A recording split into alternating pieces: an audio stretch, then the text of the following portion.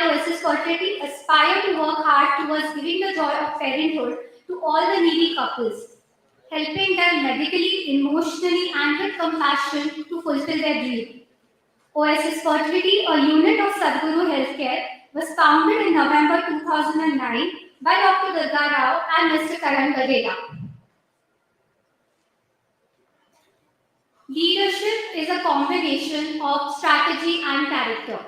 Our COO, Mr. Sudhakar Jadhav, has been rock solid with Oasis Fertility since the last 5 years.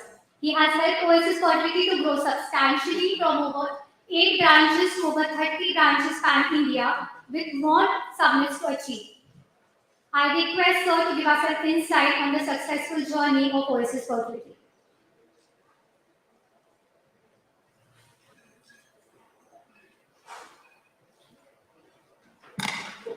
Thank you, Doctor.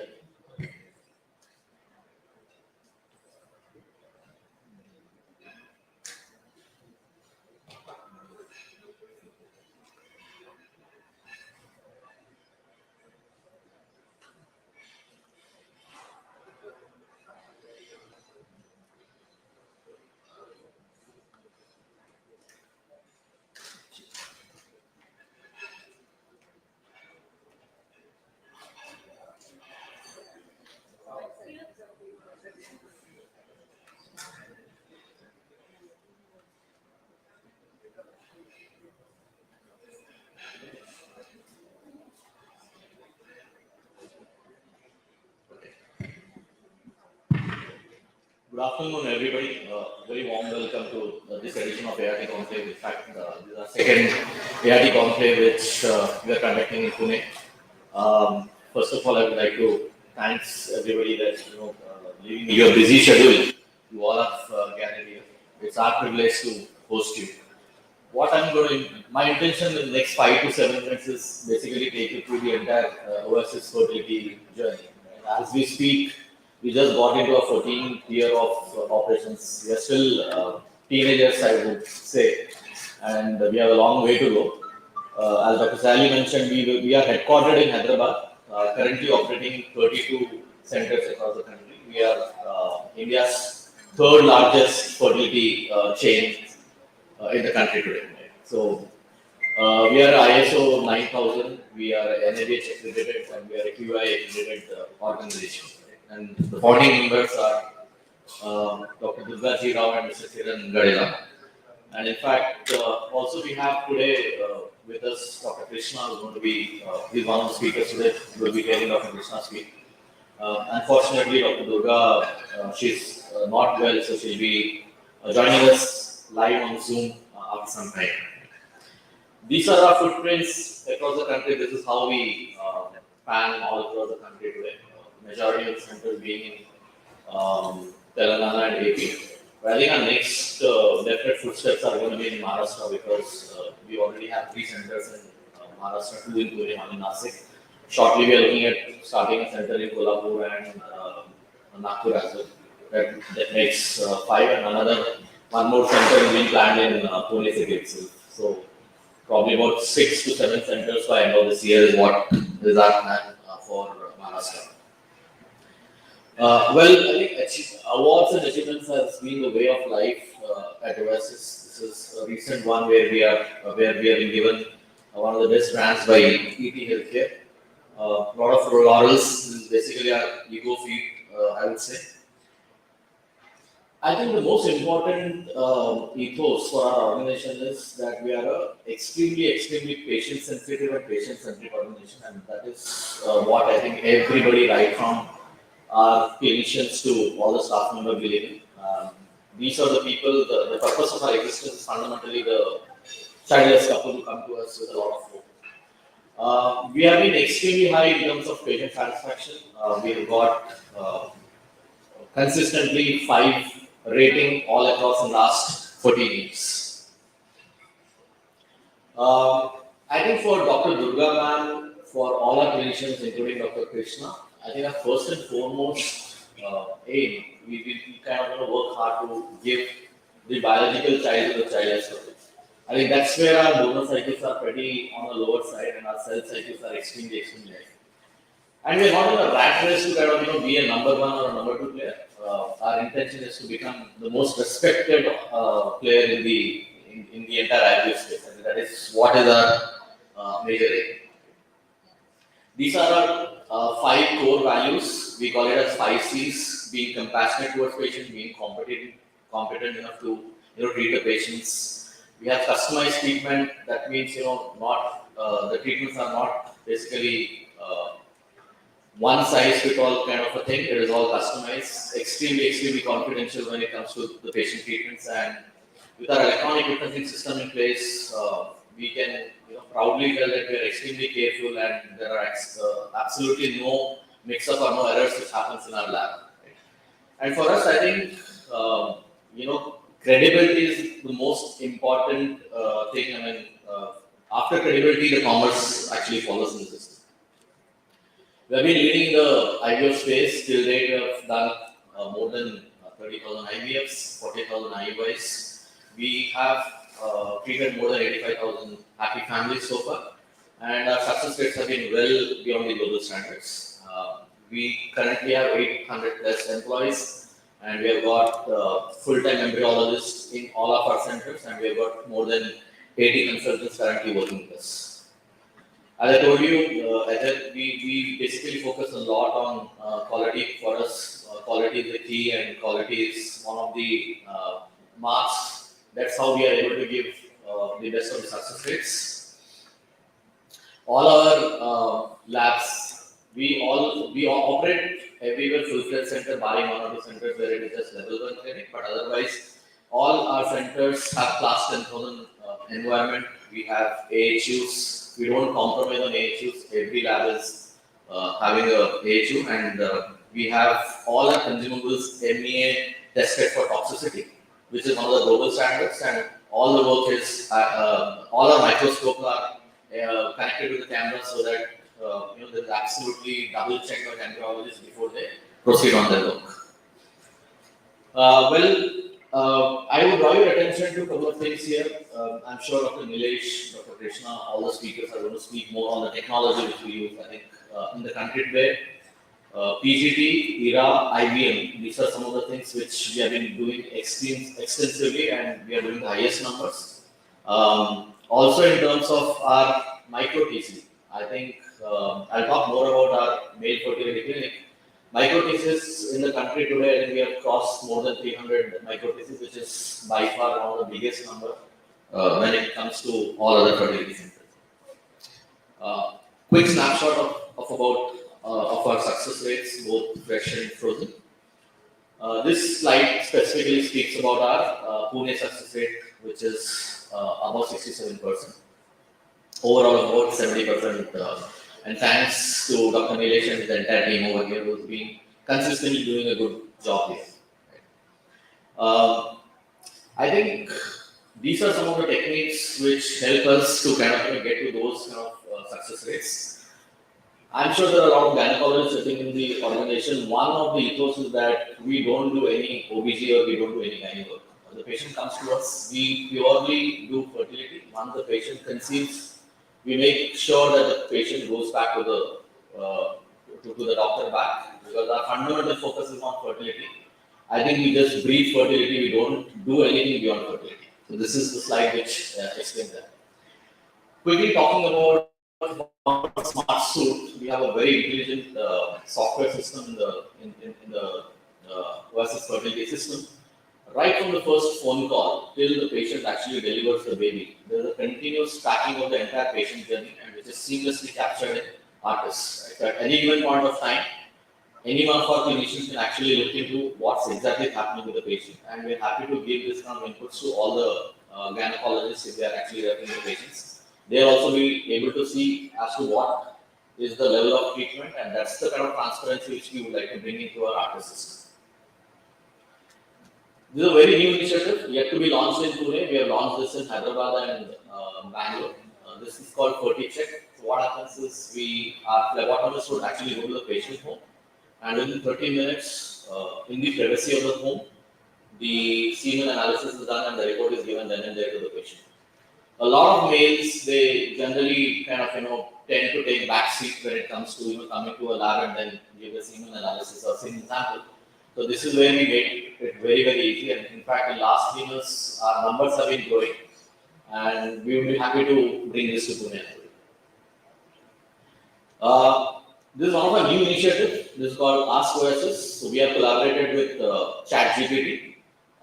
Fundamentally, this is again an AI platform where it's like a Google of IVF space. So you can ask any question, this would answer. So this is also kind of live. Anybody can test this out.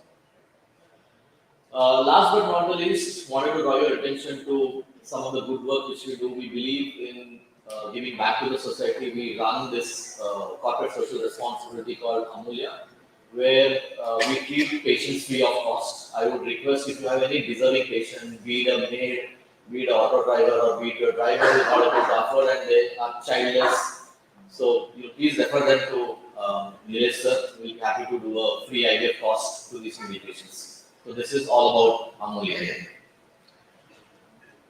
Academics is something, again, heart and soul for us. A majority portion of our time actually goes in training the doctors. We have fellowship programs running in Pune as well, where Dr. Nilesh is mentoring. Every year we have a couple of students here in Pune, and all across the country we are currently having about 18 to 20 fellows who are getting passed out. And we also have 2 DNB seats in Hyderabad. If you need any details, please reach out to one of our the staff over here. We'll be happy to give you those details.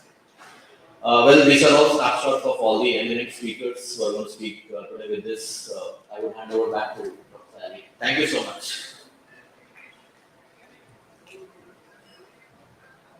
Thank you, sir. Our co-founder and medical director, Dr. Durga Rao, is not present today because of some unavoidable circumstances. She will be connected with us via the Zoom, and she has sent in her best wishes for all of us. I request our eminent dignitaries to come to the dais for lamp lighting. Dr. Krishna Chaitanya, Scientific Head and Clinical Embryologist, Oasis Fertility. I request Dr. Nilesh Valkare sir to escort our chief guest, Dr. Meenu Agarwal ma'am, President POGS. Our guest of honor, Dr. Pratap Kumar sir, HOD of Reproductive Medicine and Surgery, Kasturba Medical College, Manipal. I request Dr. Kanchan Durukar to escort our guest of honor, Dr. Vaishali Chavan ma'am, Secretary POGS.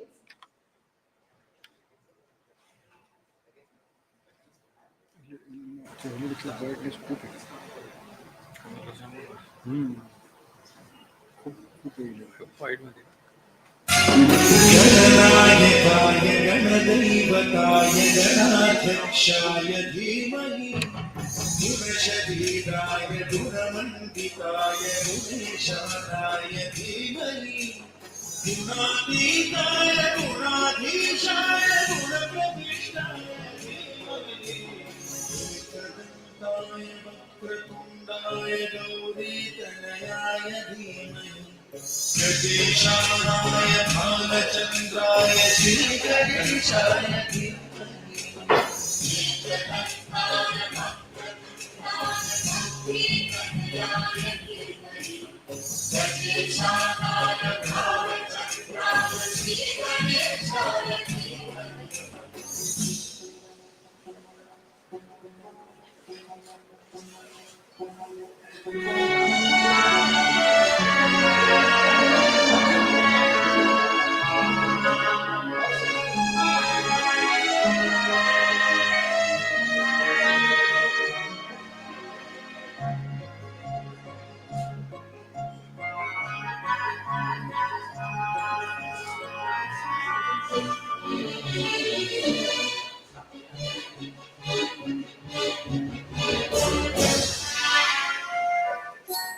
गानचतुराय गानप्राणाय गानान्तरात्मने गानोत्सुकाय गानमत्ताय गानोत्सुकमनसे गुरुपूजिताय गुरुदैवताय गुरुकुलस्थायिने गुरुविक्रमाय दीर्घप्राणाय गुरवे गुणगुरवे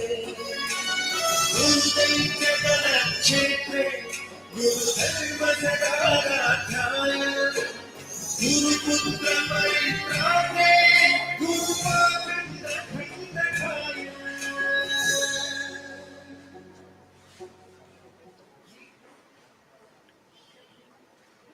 I request Dr. Nilesh sir to please welcome our dignitaries.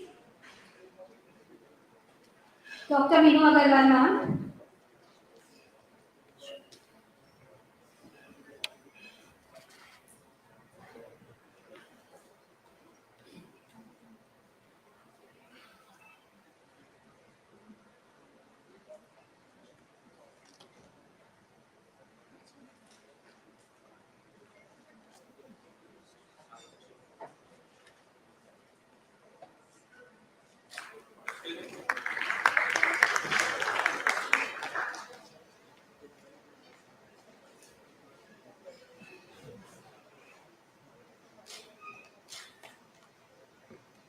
Dr. Pratap Kumar sir.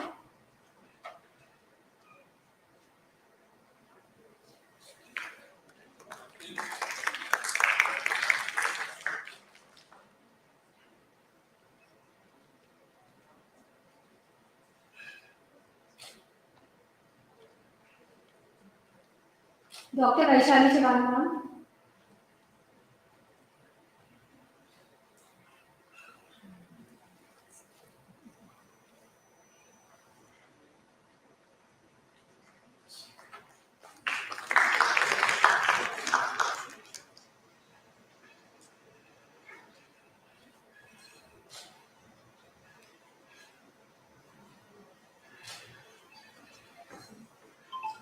Dr. Krishna Chaitanya sir.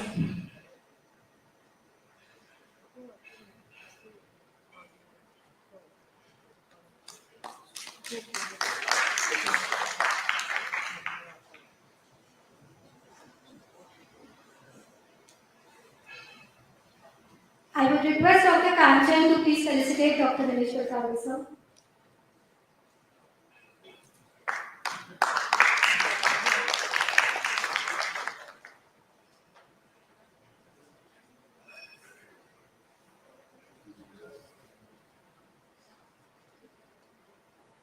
Leadership is the capacity to translate vision into reality.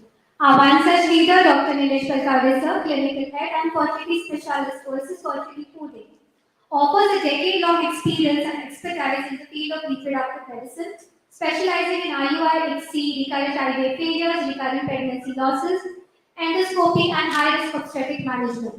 Being associated with Oasis Fertility since the last 3 years, he has time and again proved to us that sky is the limit and that anything is achievable with your dedication, hard work, and compassion.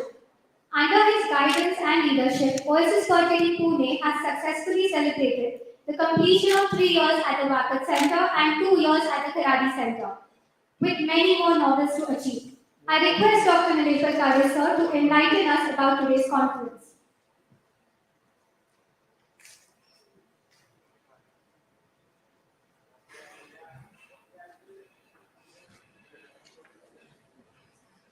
या देवी स्तूयते नित्यं ब्रह्मेंद्र सुरकिन्नरैः सामे सदास्तु जिह्वाग्रे Padmahasta Saraswati.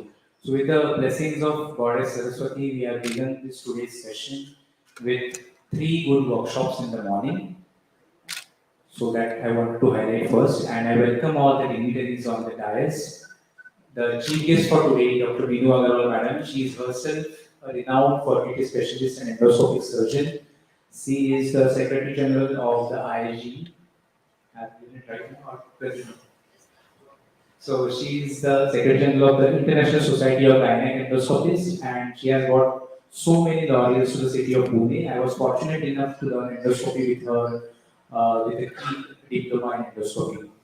We have our guest of honor, Dr. Pratap Kumar sir. He is a teacher of teachers and he is running the MCH courses for reproductive medicine at Manipal Institutes and renowned speaker on the international platform when it comes to infertility. So, can we have a round of applause for both of his dignitaries, Dr. Minu Agarwal Madam and Dr. Pratap Kumar sir. The next guest of honor is, I would say, my friend, philosopher and guide, Dr. Vaishali Chavan. She is truly guiding me at POGS and Foxy, and wherever possible, she has promoted me and she has helped me in my all endeavors. Thank you, madam, for coming. One of my source of inspiration and guidance is Dr. Krishna Chaitanya. He is the scientific and ecology head when it comes to Oasis or all pan India. And the phenomenal work he is doing is handling 30 centers, and you have already seen the number of IVF cycles we are doing every year. So it's his responsibility to get all those things streamlined, and a bit deviation from our protocols, a bit deviation from our success rate, and he is there after us to see that we are on track. So thank you, Krishna sir, for coming. And I'm missing Dr. Durga Rao here. She is again a mentor at Oasis, and she keeps on guiding and boosting me in my all endeavors. Of course, she has given me all the freedom to work in the space of Pune when it comes to IVF, and both of my centers she has given me full liberty, and I'm thankful to the organization for making me the clinical head for the Maharashtra region. Thanks for that. And I would welcome all of you, all the delegates here, because without you, it would not have been possible to conduct this conference. So at the outset, I would like to thank each one of you. And today's conference, the theme is Art of ART. So we all know that artificial reproductive techniques is an art, and it's not just a science. We need that empathy, we need that personal approach towards each patient. One shoe will not fit all. That's why every patient, our approach should be different. In a given circumstances, if a single patient has maybe any disorder like PCO, the same treatment won't be applicable for that patient which has worked for the other patient. So we have to have a personalized, individualized protocol, and that is how we at Oasis function. So we call it the art of ART. And the second thing is a novel initiative we are going to launch today. We already have launched it in the press conference, but in front of you is reproduce. Now this reproduce word has got two meanings. One is the knowledge sharing which we are going to have here since morning we had. And this reproduction of this knowledge in your practice is very, very important. So reproduce the knowledge to help couples reproduce is what is the initiative we have launched this time, and please all of you bless us with that initiative.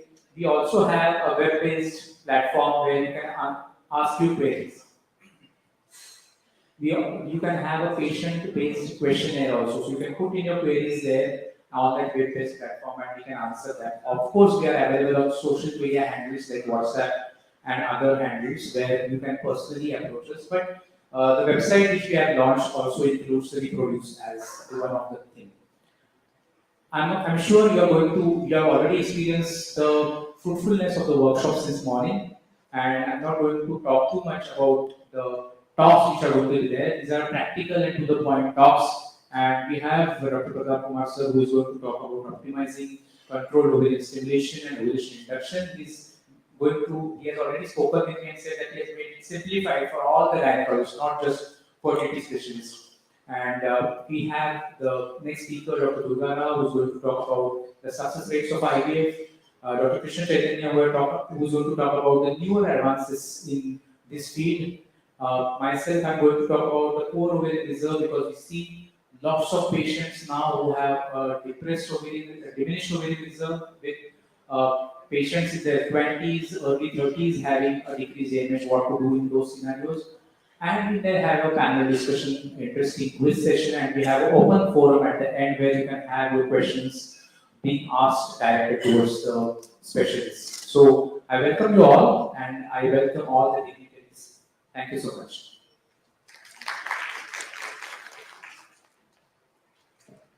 Thank you, sir. Dr. Durga Rao ma'am is not present with us because of her health. We are really missing her. As rightly said by Maya Angelou, do the best you can until you know better. Then when you know better, do better. For that one woman who always urges us to do better than the best. Our mentor guide, a true inspiration to all of us, our co-founder and medical director, Dr. Durga Rao ma'am. She's a specialist in reproductive medicine and minimally invasive surgery. She is responsible for bringing the most advanced ART treatment at Oasis for the benefit of our patients.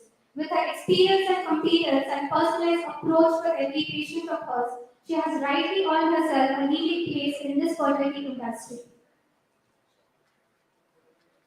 Excellence reflects your dedication, determination, and perseverance. Also present with us today is our scientific head and clinical embryologist, Dr. Krishna Chaitanya sir, offering over 10 years of experience with a variety of collaborative research work in reproductive biology, with expertise in clinical embryology, cryopreservation of gametes and embryos, IVF, embryonic stem cells, and andrology. The influence of a great teacher can never be erased. Our guest of honor, Dr. Pratap Kumar sir, with unmatched expertise in the field of OBGYN, infertility and endoscopic surgery. He currently holds the position of HOD of Reproductive Medicine and Surgery at Kasturba Medical College, Manipal. We are truly honored to have you with us, sir. An empowered woman is powerful beyond measure and beautiful beyond description. Our guest of honor, Dr. Vaishali Chavan ma'am, Secretary POGS, Director of Obstetrics at Sayadri Super Speciality Hospital, Hadassar. She has over 20 years of experience and expertise in the field of OBGYN and endoscopic surgery. Welcome, ma'am. A strong woman knows she has strength enough for the journey, but a woman of strength knows it is the journey where she will become strong. Another woman of strength, our chief guest, Dr. Meenu Agarwal ma'am, President POGS, elected board member of International Society of Gynecological Endoscopists. She is a leading endoscopic surgeon and infertility specialist with over 30 years of unmatched experience. Welcome, ma'am. I request Dr. Meenu Agarwal ma'am to share a few thoughts with us.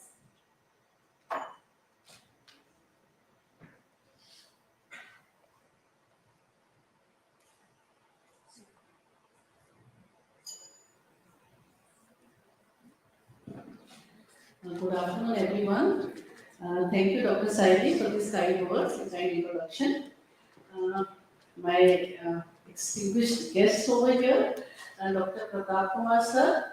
I think teacher of teachers, some people like their teacher, some people love their teacher, some people, adore their teacher, but he's like God to his students. So I have met few of his students who think that he's beyond God for them. So I think first a big round of applause for Dr. Pratap Kumar over here. Thank you. Dr. Vaishali Chavan, the General Secretary POGS, very dynamic, very elegant, and always makes it a point to be there for every POGS function. Of course, she has to be there in spite of her very, very busy schedule. Dr. Krishna Chaitanya, very welcome to Pune. Very nice to have you over here. And I knew Oasis is doing great work. Durga is a good friend of mine. But I really did not know that you have so many centers all over India till now, till today's your speech. And you are actually indeed doing a great work. Nilesh Kanchan, I know very sincere, very dedicated IVF specialist from your center in Oasis in Pune. And of course, all over, and you are also running training courses, which is really the need of the hour. I think all PG students, I think I can see a lot of PG students over here. They pass out, they either want to get into ART or into endoscopy. I think it is high time that the MD in obstetrics should be separate from MD in gynecology.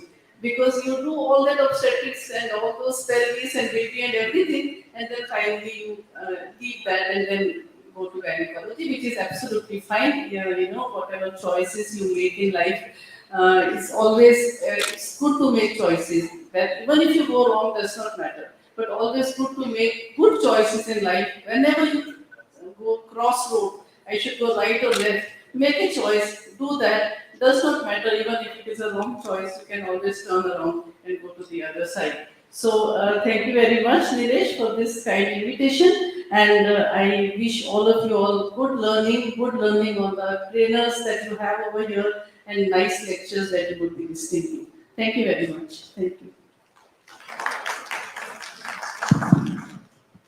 Thank you, madam. And can we have a round of applause for Meenu, madam? So thank you for giving her blessings to this function of today. And I forgot to thank POGS, Pune Gynec Society. So I would like to thank the office bearers of POGS and whole team for standing behind this program and for this successful program. Thank you so much.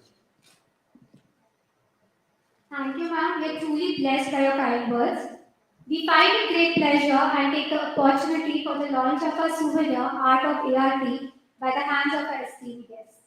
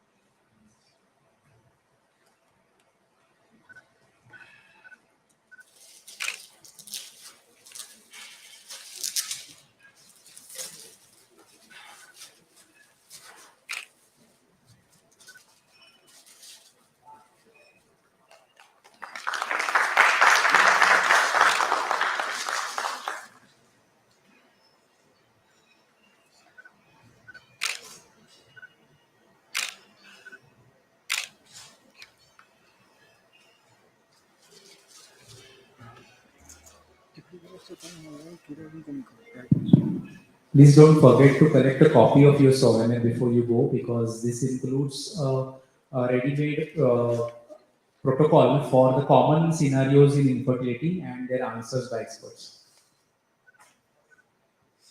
So thank you to all the dignitaries. I request all of you to kindly settle in the audience as we will shortly begin our academic sessions.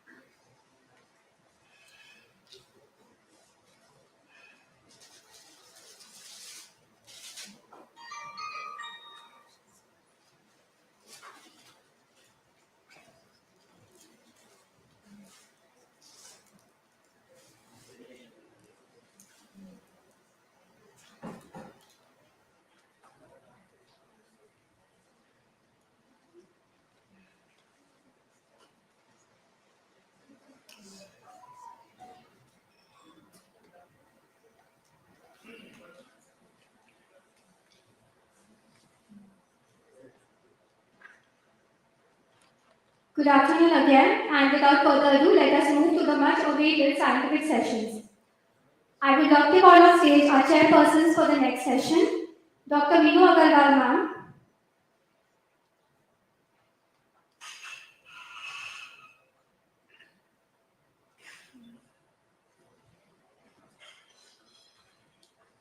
Dr. Uma Mankari ma'am, Senior Professor and HOD at GMC Varanasi,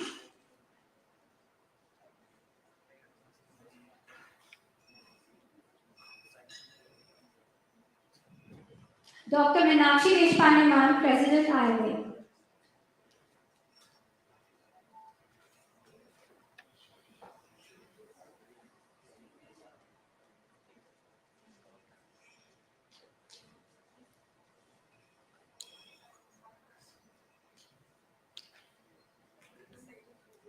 Our session will be by Dr. Pratap Kumar sir on optimizing ovarian stimulation in IVF. Although sir needs no introduction, I would request Dr. Minu Agarwal ma'am to formally introduce our speaker to us.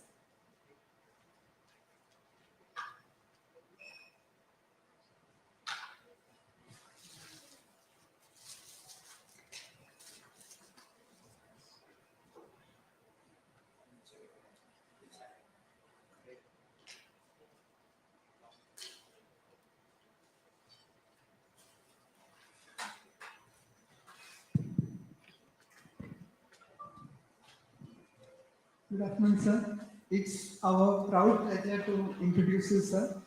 Sir was National Vice President of the Federation of Obstetrics and Gynec 1999, President of the Karnataka State OBGY Society in the year 2011-12. Sir has also and had got the Dr. Duru Shah Lifetime Achievement Award 2017 by the ISAR. the Foxy Dr. Kutti Lifetime Achievement Award for 2011. Incredible, sir has more than 300 publications and presented more than 1,000 presentations. And you all can see a big biodata there. But what is nice is, sir is going to present his talk for the common gynecologist. That will be very nice of you, sir. So optimizing ovarian stimulation in IV. Yeah, the more we talk about art of ART, I think we more and more ART we do, we think it is more art than science. Because actually even we don't know which patient will be test will be positive or which will be negative. So yeah, that's a very nice talk that you have on induction of ovulation. Thank you very much for the introduction. A special thanks to Nilesh for having invited me. He told me a few months back, and I travel all the weekend for some talk or other, and this weekend happened to be free for me to come to Pune. So I'm here with you, Nilesh, and his team, and all of you seeing such a big number is a delightful experience as well. So, President of Society, Secretary, all coming here today, and it's a great pleasure. Yeah. I will take you through basics of ovulation and what we do as a gynecologist and of course a fertility expert. I'm not going to talk much about IVF because we are not doing IVF at the moment right now. So I bring greetings from Karnataka State, from Manipal University, and that is where we come from, very close to Pune, not too close but not too far either. That's our university building with 4 floors of library for students and 4 floors of administrative wing on this Manipal campus. Now we know that ovulation induction seems to be a very important part of our life to create ovulation there. And I'm going to talk about non-ART cycles. When you say ART, it means IVF. Assisted technology means only manipulation of sperm, and assisted conception is intrauterine insemination. Assisted reproductive technology means IVF and other things. So my 99% of my talk would be on non-IVF cases. So we all have understood physiology several years back, yet not properly understood, because the follicular growth seems to be the main aim in induction of ovulation, and we need it to rupture, and the follicle will produce estradiol. That's important. The estradiol will get into the endometrium. So we want the growing follicle to grow, we want the endometrium to grow. When they ovulate, we know there is, along with estrogen, progesterone. It's not only progesterone, it's also estrogen. So the corpus luteum function is important. When the corpus luteum is a fixed 14 days system, it goes away, and then the withdrawal, she will get the menstruation. So when somebody is regularly menstruating, that means she is ovulating. It's a basic concept. When somebody is not menstruating, she is not ovulating well. So even when a woman is ovulating, there is a indication to induce ovulation because of certain procedures which can be timed according to the ovulation. So, interestingly, 1 follicle per month, that's a strange part. A woman is definitely a grand part of the human being, and they have a grand ovulation just once a month. But the male species are not so grand. Many of them sperms are there all the time waiting for the egg to come out. And one little sperm will meet a large egg. I always say it's a love story between the largest cell in the woman and the smallest cell in the man. And that's what happens. But we are not going to achieve that love story all the time. So when one dominant follicle is being recruited in a normal physiology or in our day-to-day practice, so many follicles are recruited as you see there, and only one lucky becomes a dominant follicle. Hence, in our stimulatory protocols, we should get 1 dominant follicle or maybe 2 and not more. If you get too many dominant follicles, there will be multiple pregnancy. Our aim should be to get 1 dominant follicle in a non-IVF cycle and maybe 8 to 10 dominant follicles in an IVF cycle. Now the FSH, I put a little small LH there. That means FSH, LH are friends, but the dominant friend should be FSH and the non-dominant friend must be LH. Certain types of PCOS we will find both are dominant and the little one becomes more dominant. So LH is too much in PCOS, that is not good. The less dominant one must remain less dominant. So when you find in a PCOS, there will be definitely high LH. You can't start induction of ovulation without making it less dominant. So what we do is, in a PCOS very high AMH, anti-mullerian hormone is something nice. Anti-mullerian hormone should be between 1.5 to 3.5 nanogram per ml. That's a normal. If somebody has 8 to 10 reserve X, she'll have that kind of AMH. Somebody has not much of a reserve, she'll have less than 1. And somebody has PCOS, she'll have 5, 6, 7, 8 AMH.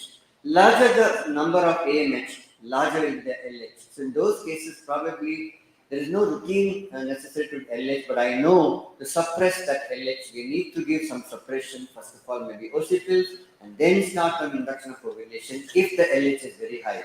What is high? In obstetrics and gynecology, I like the number 10. You all would agree with me, madam, they're talking about obstetrics and gynecology. Number 10, everything is 10 in OB-GYN. 10 hours of labor, 10 centimeters dilatation, 10 centimeter fallopian tube, 10 centimeter lower segment, anything you name is 10 centimeters. 10% incidence is the guess number. I always tell my students, if you don't know the number, you tell 10, you'll be correct most often.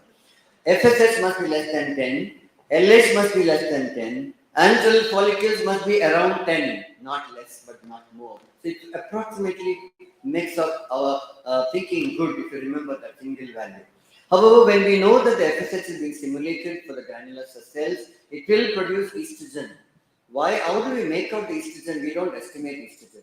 Look at the endometrium. I always say nearing ovulation, it should be again 10. 10 millimeters is most ideal. At least 7 millimeters is the next ideal. So when you find what is a dominant follicle? It should be at least 18 millimeters by ultrasound or even more. When you induce by clomiphene citrate, it will be even more. It will be 22 millimeters. I don't give HCG trigger most of the time.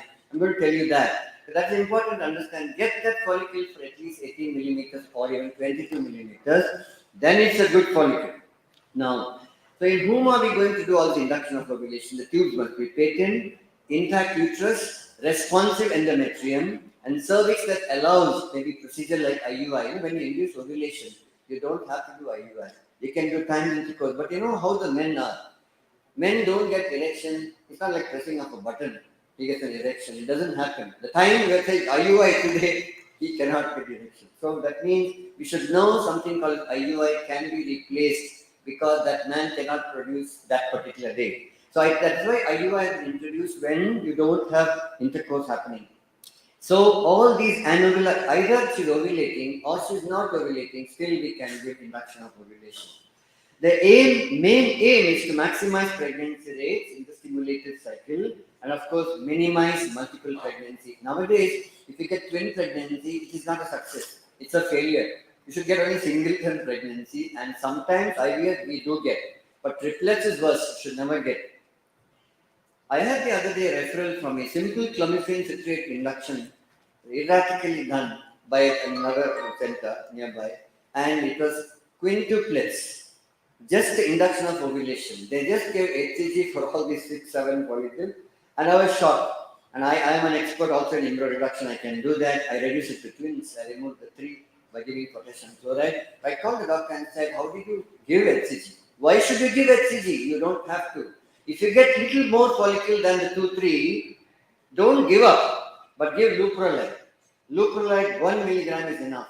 That will ovulate after 36 hours, sometimes 24 hours. But don't give HCG. HCG is the culprit of ovarian hyperstimulation syndrome because it will act on the vascular endothelial growth factor, release all those things outside, and they get into ascites. Intravascular space becomes extravascular space. They'll have bloating, they'll have abdominal distension. So, if you have a doubt, give leuprolide, nothing will happen. But the one difference is, if you're giving leuprolide for ovulation trigger, the corpus luteum goes off track. The estrogen and progesterone goes down because it's a leukolysis. So you should give estrogen Proguanova 2 milligram per day and medroxy, not medroxy. You give this micronized progesterone after IUI. So I think if you're doing IUI after leuprolide, give estrogen and progesterone. Little bit of estrogen of 2 milligram per day, probably from day 18 to 28 days, like a corpus luteum. Around 10 days is enough, I suppose. So, if you give HCG, don't give HCG if there are too many follicles. Once you give HCG, there is no need to support the progesterone at all. If you use clomiphene citrate and letrozole alone and HCG, there is no need to give luteal phase support because all these acts on the hypothalamus anti-estrogen, it goes on hypothalamus, affects the LH is released anyway. But if you're using gonadotropin for induction of ovulation, you have to give luteal support. Why I'm stressing on that is everybody wants to give progesterone after IUI. You don't have to. If you give simply left and right progesterone, you are going to close the window of implantation. Then the implantation happens only one day. You simply close it off and there won't be any pregnancy. So don't give progesterone if you're giving induction with clomiphene and letrozole and HCG. You give only progesterone care. We added gonadotropin because gonadotropin acts on the ovaries, not on the hypothalamus. So with that in mind, we know that unexplained infertility, mild endometriosis, mild male factor, you have to give an induction of ovulation and then do IUI. I'm not going to talk about IUI because that's not my topic for today. However, we know that the lots of reasons for IUI, starting with erectile dysfunction and low sperm count, not too low but moderate, basic low category. Because if you do IUI with natural cycle, look at the pregnancy, it's only 3%, very low. But when you add clomiphene citrate, it is not wonders, it is 5%. Clomiphene and IUI will be 8%, and gonadotropin is around the same, little more. But if you add gonadotropins and IUI, it becomes 17%. People come and ask us, you've done induction of ovulation, no pregnancy. I said, that's how the life is. It's not easy. IVF, no pregnancy. I said, that's a life. You cannot assure of 100% pregnancy because we don't know one thing in science, that is implantation. All the implantation glue, what you spoke about earlier, has not been proved to be successful. In some cases, yes, some cases it's not. That means we have not yet understood one major portion of fertility in the implantation. Now, clomiphene is the most important choice. You should know about it because there are two parts in the clomiphene. You should know that because something called as trans and cis. Most of these N-clomiphene, the trans, they make her ovulate. But in tablet, there's something else called as zooclomiphene. That's not good. It's a kind of a bad thing to happen. So that means now there are clomiphene available without the zoo part. But most of the time it has both. Why you should know that is, you should not go on giving induction of ovulation on 6 months and 12 months because the bad part accumulates in the body there and spoils the egg. So you give for 3 months and stop. Then you can again give a gap for 1 month and restart. However, this is important to understand because zooclomiphene is cleared very slowly in the body and of course through the GIT, etc., liver, etc. Now, it's structurally similar to estrogen, but it's an anti-estrogen basically. That's why when it's anti-estrogen means hypothalamus gets kind of blocked and the FSH goes up in the body and she'll ovulate. So that's a major difference. Now, basically, clomiphene citrate emergence of dominant follicle increases estrogen, that's what we want in clinical practice, triggers the mid-cycle LH surge on its own sometime, or you give HCG and there's ovulation. So the N-clomiphene part is an important issue, as I said. There is no anti-estrogenic effect basically in the mid-cycle and in the luteal phase.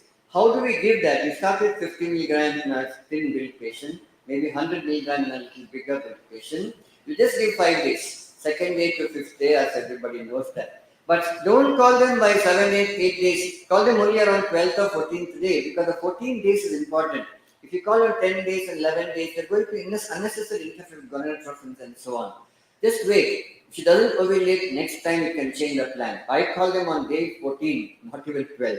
But sometimes they, 26 day cycle means they'll ovulate by 12 days. We know that in minus 14 days. In those cases, I call them on day 12, otherwise just day 14. And you expect an 18 millimeter follicle. And then you can either wait for ovulation or you can give trigger of 5,000 international units and do IUI.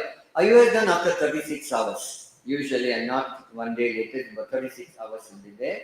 You can increase the dosage to 150 milligram and so on, but never go more than 6. I don't even give 6 times, I only give 4 times, 4 months, and then stop it. Because 6 months will be too much, but never in the whole lifespan of it should not be more than 12 times. So the trigger, American Society of Reproductive Medicine has said the pregnancy chances are best after IUI or timed intercourse following confirmed LH surge. On their own, LH surge can come up, and that's the best. If they don't, of course, ovulation trigger is best reserved when LH monitoring is unavailable or, of course, unreliable. No LH surge on day 18 or a follicle over 20 millimeters, you have not found the LH surge. You have urinary kits also. We can do the LH kit. The 2 lines comes up means LH surge is it's like urinary pregnancy test. Take the urine drop and put it there. If you get 2 lines in the urine there, that means LH surge occurred now. So you can call them for IUI or maybe have time intercourse tomorrow and day after tomorrow. That's how it is. So ovulation triggered by HCG, no conclusive evidence is recommended by most of the people. Like Cochrane studies, my good friend, of course, Mohan Kamath and George from Vellore have published this data. There is no conclusive evidence. Use of other ovulation triggers has not been properly evaluated yet, the loophole like what I mentioned. So, there is insufficient evidence to determine whether there is any difference in safety or and effectiveness between different methods of synchronization of ovulation and insemination. As always, more research is necessary.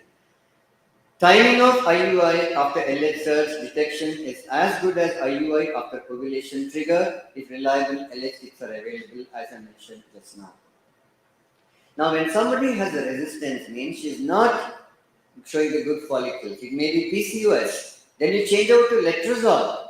Letrozole is the first choice in PCOS and not clomiphene citrate. However, you can add metformin 500 mg 3 times in PCOS. And of course, you can also add gonadotropin. How do we add? As a gynecologist, you know, you don't give too much of it. You give 5 days of these tablets and give 3 days of gonadotropin. That's enough. Day 2, 3, 4, 5, 6 is tablet. 7, 8, 9, that's enough. Or day 7 and 9, only 2 days. You'll get good follicles because I believe in reducing the cost for my patients and you can't go on making them spend every day gonadotropin is like doing IVF. So I just give day 7, day 8, day 9 or day 7. How much? 75. 75 internal units per day, only 2 doses, 7 and 9. You get very good follicles, you'll get good endometrium, you get success as well. So letrozole and tamoxifen I don't use. Letrozole we use. So failure to conceive is called as clomiphene failure. So resistance is different from failure. However, we know 80% of them ovulate, 40% conceive within 6 cycles, 10% conceive, once again 10% per cycle, and no increase in ectopic pregnancy because they have been given some clomiphene citrate. However, there are some adverse effects. You should know that point. Hot flashes like a menopausal symptom will be because anti-estrogen. They come with pretty sweating and all that. I had a patient. She didn't come to me. She had a little bit of blurring of vision. She went to ophthalmology department. Then we have that on the lap, in the computer you can see where all they're gone. EMR we have. I said, why did you go to ophthalmology? No, sir, I'm not able to see. I said, that's because of the tablet I've given you. So, clomiphene citrate can cause blurring of vision, double vision, and so many problems. That is why if they have an ophthalmological problem, don't give clomiphene citrate. If they have complaint, please stop it. If it doesn't subside down, then you refer to ophthalmologist. Optic atrophy is a very rare problem. Breast tenderness, discomfort, nausea as like any other drug. So, it can also have a deleterious effect on the endometrium. I always say 10 millimeters. We never get 10 millimeters in ovulations, at least 7, if not 8. 8 is good. But sometimes 5 or 6 millimeter means your drug is not having a deleterious effect. You can't give again clomiphene. You have to give letrozole in the next cycle so that the follicles are good and endometrium is good. So adverse effects are also same, multiple births, no increase in congenital abnormalities, increased risk of spontaneous abortion compared to spontaneous pregnancy a little bit, of course, mild OHSS, ovarian hyperstimulation syndrome. Now letrozole, those off-label but now it's allowed in the country to use it. It's an aromatase inhibitor. The dose is 2.5 mg once a day or even twice a day. Same, 5 days from day 2. Now, approved in 1997, it's a non-steroidal oral aromatase inhibitor. No negative adverse effects on endometrial thickness as well as cervical mucus and less chance of multiple pregnancies. Of course, theoretical risk of birth defects, but it has been disproved. Now, how does it act? Normally what happens is, to get estrogen, it should be androgen. Androgen is precursor. So when you give aromatase inhibitor, this gets suppressed. Estrogen gets suppressed. Thereby, the loss of negative feedback, increased FSH, and of course, induction of ovulation occurs. Now, the next is gonadotropin. There are many. The long back it started with those nuns in the nunnery. All the Europe nuns were passing urine and they were collecting in the bottle. Going to the company, they were extracting gonadotropin. So that means that urine had FSH and LH and impurities. That's just called as human menopausal gonadotropin. Not all nuns, only the menopausal nuns are doing that. So this menopausal urine has impurities. HMG is the cheapest, will have impurities, but I think it's good. If all these ultimately work very well. If you have a PCO patient, you may not use that. I still use HMG sometimes, but you can do pure FSH. A little more costly, and the costliest and the fashion is recombinant FSH. Richer the class, I'll say take the fashionable drug. This is expensive, but you can afford it. So the best would be recombinant FSH, but I think all three are equally good because we can't put down any drug because they've all come from ages, we're getting purified. So you should understand that when you use HMG, it has FSH and LH. Both are same. If it says 75 IU HMG, it has 75 FSH, 75 LH. So you can't give too much of that in a PCO patient where there's too much of LH already there. So you should know that both subunits are almost similar. The little difference is there. But you have to monitor. You can't monitor. You cannot say take clomifene for 6 months and come later. Take gonadotropin. You cannot. You should call them for follicular monitoring because the follicular imaging is important. Estradiol we don't do for simple IUI cases, but I would do for IVF cases. Requires ovulation trigger, as I said, and also requires luteal support if you have used gonadotropin. And of course, increased pregnancy rate and higher chance of cancellation as well. Now, HCG is the trigger. You want to break that follicle, you can give any of these non-recombinant or recombinant, it should be LH basically. You will find there is no evidence of difference in clinical outcome between urinary and recombinant gonadotrophins used for induction of final follicular maturation. Additional factors should be considered when choosing gonadotropin type, including safety, cost, and drug availability. So if you look at the first picture there, lots of antral follicles. You count how many are there. The count should be at least 8 to 10. If somebody has 4, it means less. Somebody has 15, it has more. So again 10. Why should you know that point? Because using gonadotropin, use less if there are too many follicles, use more if there are less follicles. It's common sense. So if you get a good follicle as from the picture there, you'll find that's a very good follicle there. You see that the nice dominant follicle. You can see that. We always measure from maximum to the maximum area. I measure only one diameter. Some people measure 3 times and divide by 3. I don't have that kind of time. I just measure one line and say that is 18 millimeters. So look at the endometrium on this side. Beautiful triple line. It's a very, very good endometrium. 3 lines. And where do we measure? We measure here. 1 centimeter below the fundus measurement will be taken because that's an implantation area. So I always measure there, again 8 to 10 millimeter from myometal endometrial junction to the opposite side would be ideal. But you never have this picture, ovarian hyperstimulation syndrome. It's terrible and things will go wrong. Now when you get mature follicle of 70 to 18 millimeters, clomifene induced will be a little more, 18 to 20 millimeters. And the functional maturity may be achieved with about 22 to 24 millimeters. You can still wait. A good follicle has a thin wall, regular round shape, and no ecogenesis in the lumen, as you see there. There's a lot of nice blood supply all over there, and you'll find a cumulus mass sometimes is seen. I'm routinely doing blood supply now, even for my patients with IUIs and so on. IVF, of course, blood supply is usually good.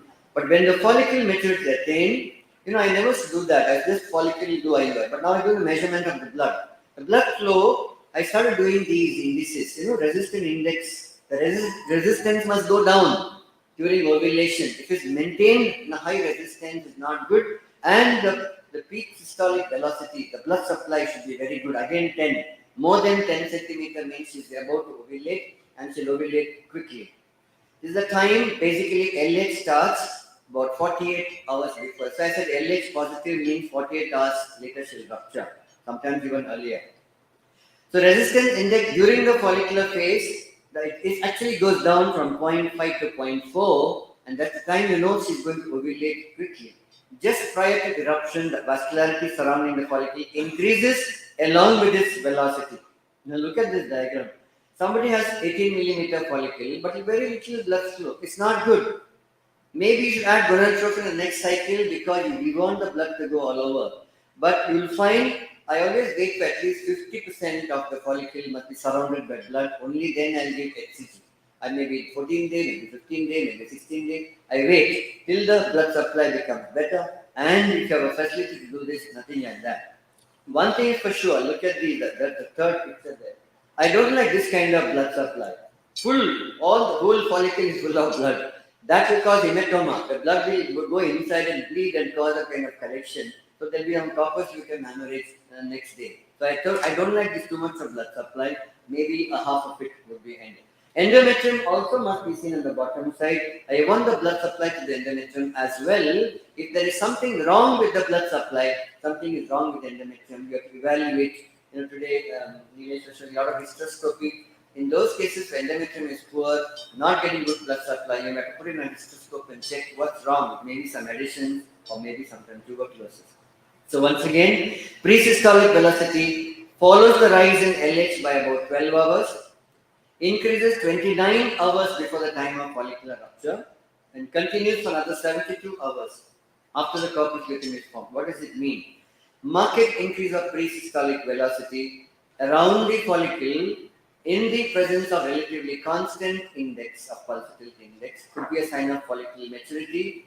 Don't worry about too much of this. As long as the PSP is increasing, good, and then the blood supply is all over, I think you give HCG or wait. So the perifollicular flow, as I mentioned, not all parts of the follicle wall are equally perfused at the time of ovulation. There's a marked decrease of blood flow at the apex of the follicle. If the whole follicle has complete flow, not good, it will cause hemorrhage and corpus luteal hemorrhage. So endometrial growth, as I mentioned, 5 millimeters at the beginning, it grows on 2 millimeters per day, and it becomes a nice triple layer. And of course, I've shown you all this part. Now, vascularity is important to know. Endometrium, little bit in the endometrium will be zone 1. Zone 2 means more. Zone 3 will be completely towards the cavity there. And zone 4 is full. Blood supply is very good. Even in IVF cycle, if I get good endometrium, I know my pregnancies are going to be on the higher side. But I think we'll skip it. So ultrasound is a corpus luteum. Watch this, the second one. You get the cobweb appearance, cobweb in the wall. Exactly the cobweb appearance is hemorrhage. Don't get worried. Something like that, like line, 100 lines you draw there. It's just a hemorrhage here. It will go off. Next month it won't be there. So don't get worried saying, don't tell you you've got a cyst there. No, it's just a hemorrhage of the cobweb appearance. It will go off. So in an IVF cycle, the last 2-3 minutes of my talk, maybe natural cycle, difficult to do. Or you give clomiphene, HMG and do, not good. Just HMG alone or pure FSH is the best. Of course, the last 2 slides will be on just to make you understand. IVF is not an easy job because we don't want her to ovulate. If she ovulates, then we got to miss all the eggs. We have given all the medicines, but I want the eggs to be in the follicle. How do we do that? Because the premature LH surge should not occur in an IVF cycle. I'm just introducing you to IVF because when you refer patients, you'll know how difficult induction of ovulation is by Nilesh and others for IVF. It's not easy at all. Because you may cancel the whole cycle with the LH surge. So how do we do that in clinical practice? The long protocol means you start from day 21, the first year. The previous month you start suppressing.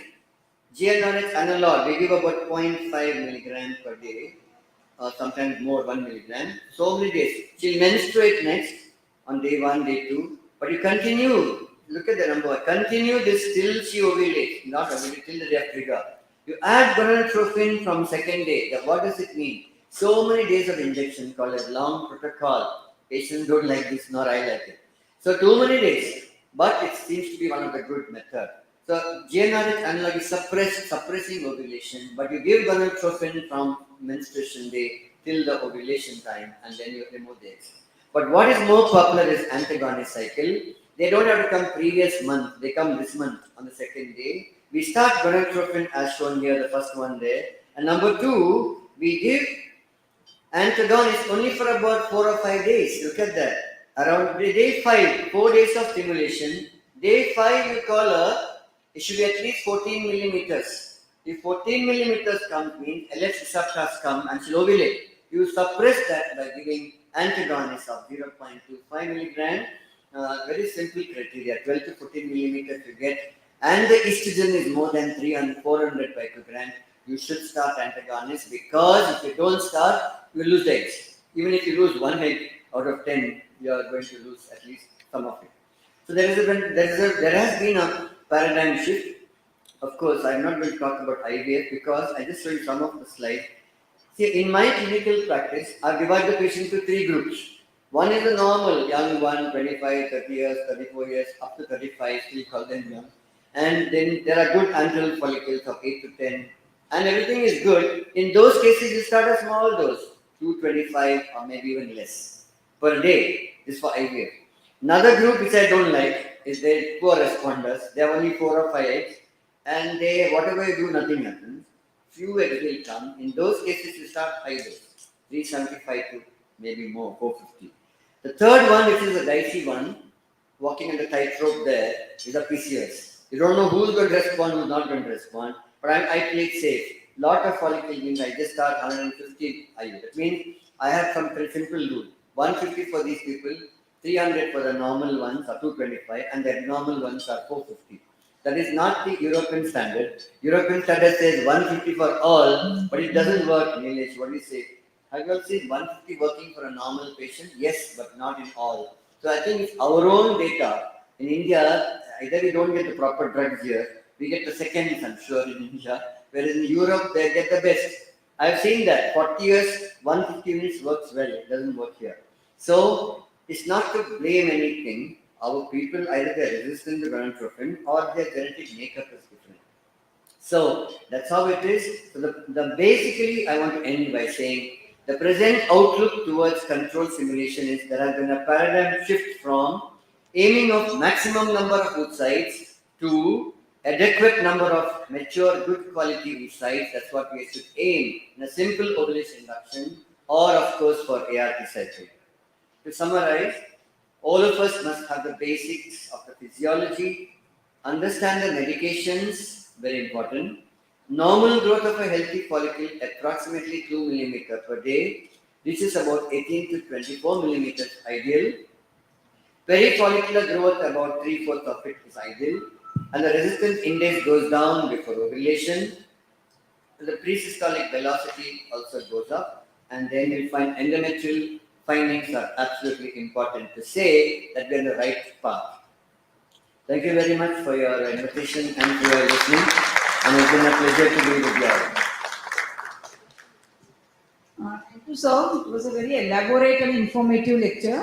I would like you to opine on the extended use of clomiphene, which some doctors are doing in periphery. Whether it is a good or whether it is a bad for our own ovulation. Yes, it's a good question, man. You see, you can give it for more than 5 days, 7 days and 10 days. But I find the endometrium goes down in extended clomiphene. From what was actually 8 millimeter can become 7. So when I find the same person monitoring endometrium tells me it has gone down, it's not a good choice. Why are we giving extended clomiphene? Because if the 5 days is not enough, we give extended. But it's not for months together. Maybe one more month you try. But otherwise, I don't think it's very useful. But I would add on gonadotropin in that next slide. Thank you, sir. That was a very, very nice lecture and lot of take-home points that you gave. You mentioned about the nice LS surge, ultrasound, PSVs, more than 10, it is pre-ovulatory. So only for the junior colleagues, when it is pre-ovulatory, do the iSure or the LH test, urine test, and then do IUI 24 hours later, and not 36 hours as with HCG. I think you will agree with that. Yes, you can time it because sometimes I do double IUI because we're not sure whether it's ovulated or not. But sometimes difficult to collect twice.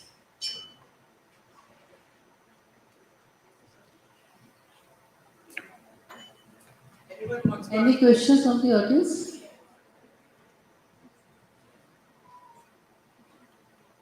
I believe if there are no questions, there are only two possibilities.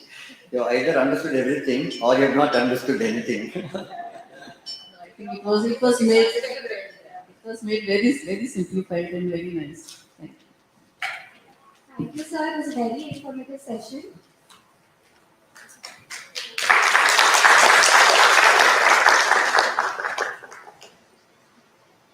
I would request Dr. Nilesh sir to kindly felicitate our chairpersons.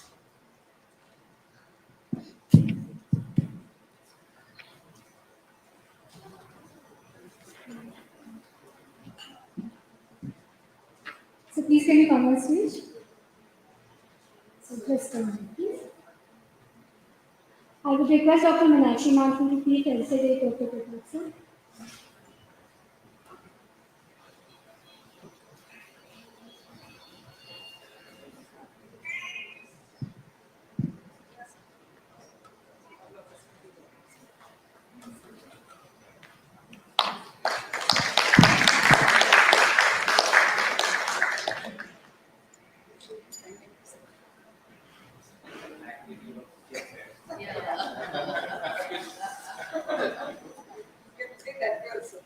It's like a film for award.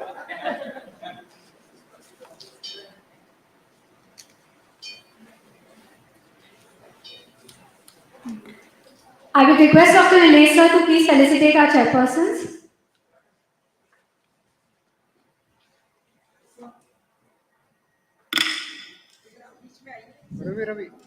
Dr. Meenu Agarwal ma'am.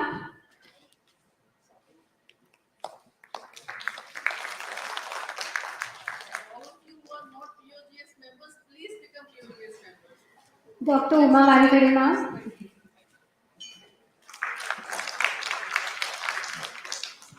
Dr. Meenakshi Deshpande ma'am.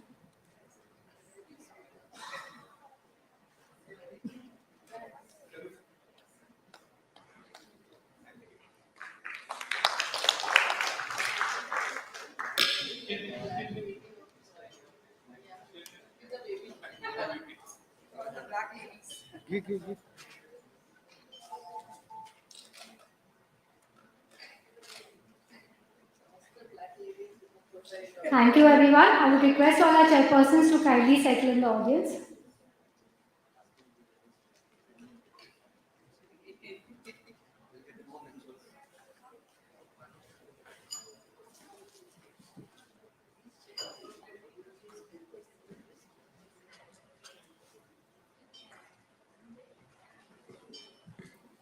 So moving forward with our next session. Our next session is on embryo transfer. Is it a rate with a limiting step in IVF success? By our very own Dr. Durga Rao ma'am. She would be presenting via Zoom. I would like to invite our chairpersons on stage for the next session. Dr. Dipshika Dwivedi ma'am.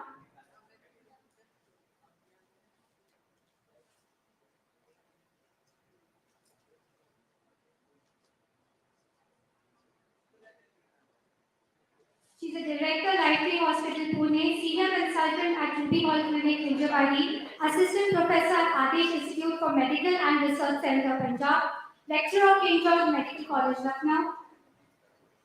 Please come, ma'am.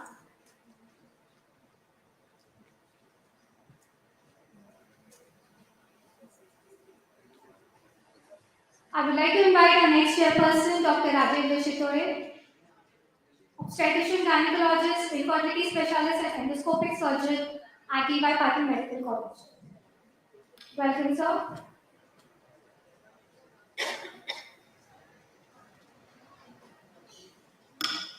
I would request Dr. Dipshika Dwivedi ma'am to kindly introduce our next speaker.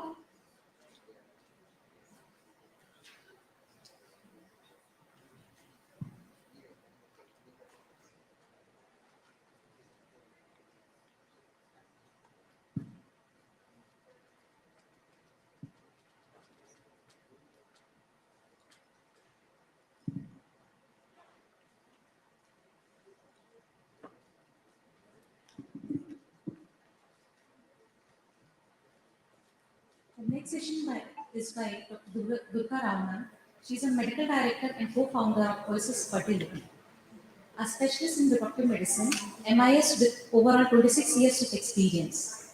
Madam is a pioneer in research and practice of in vitro maturation treatment and fertility preservation from the prestigious McGill University in Canada. She has practiced in UK and Canada, underwent professional training in UK, and has several paper publications to her credit.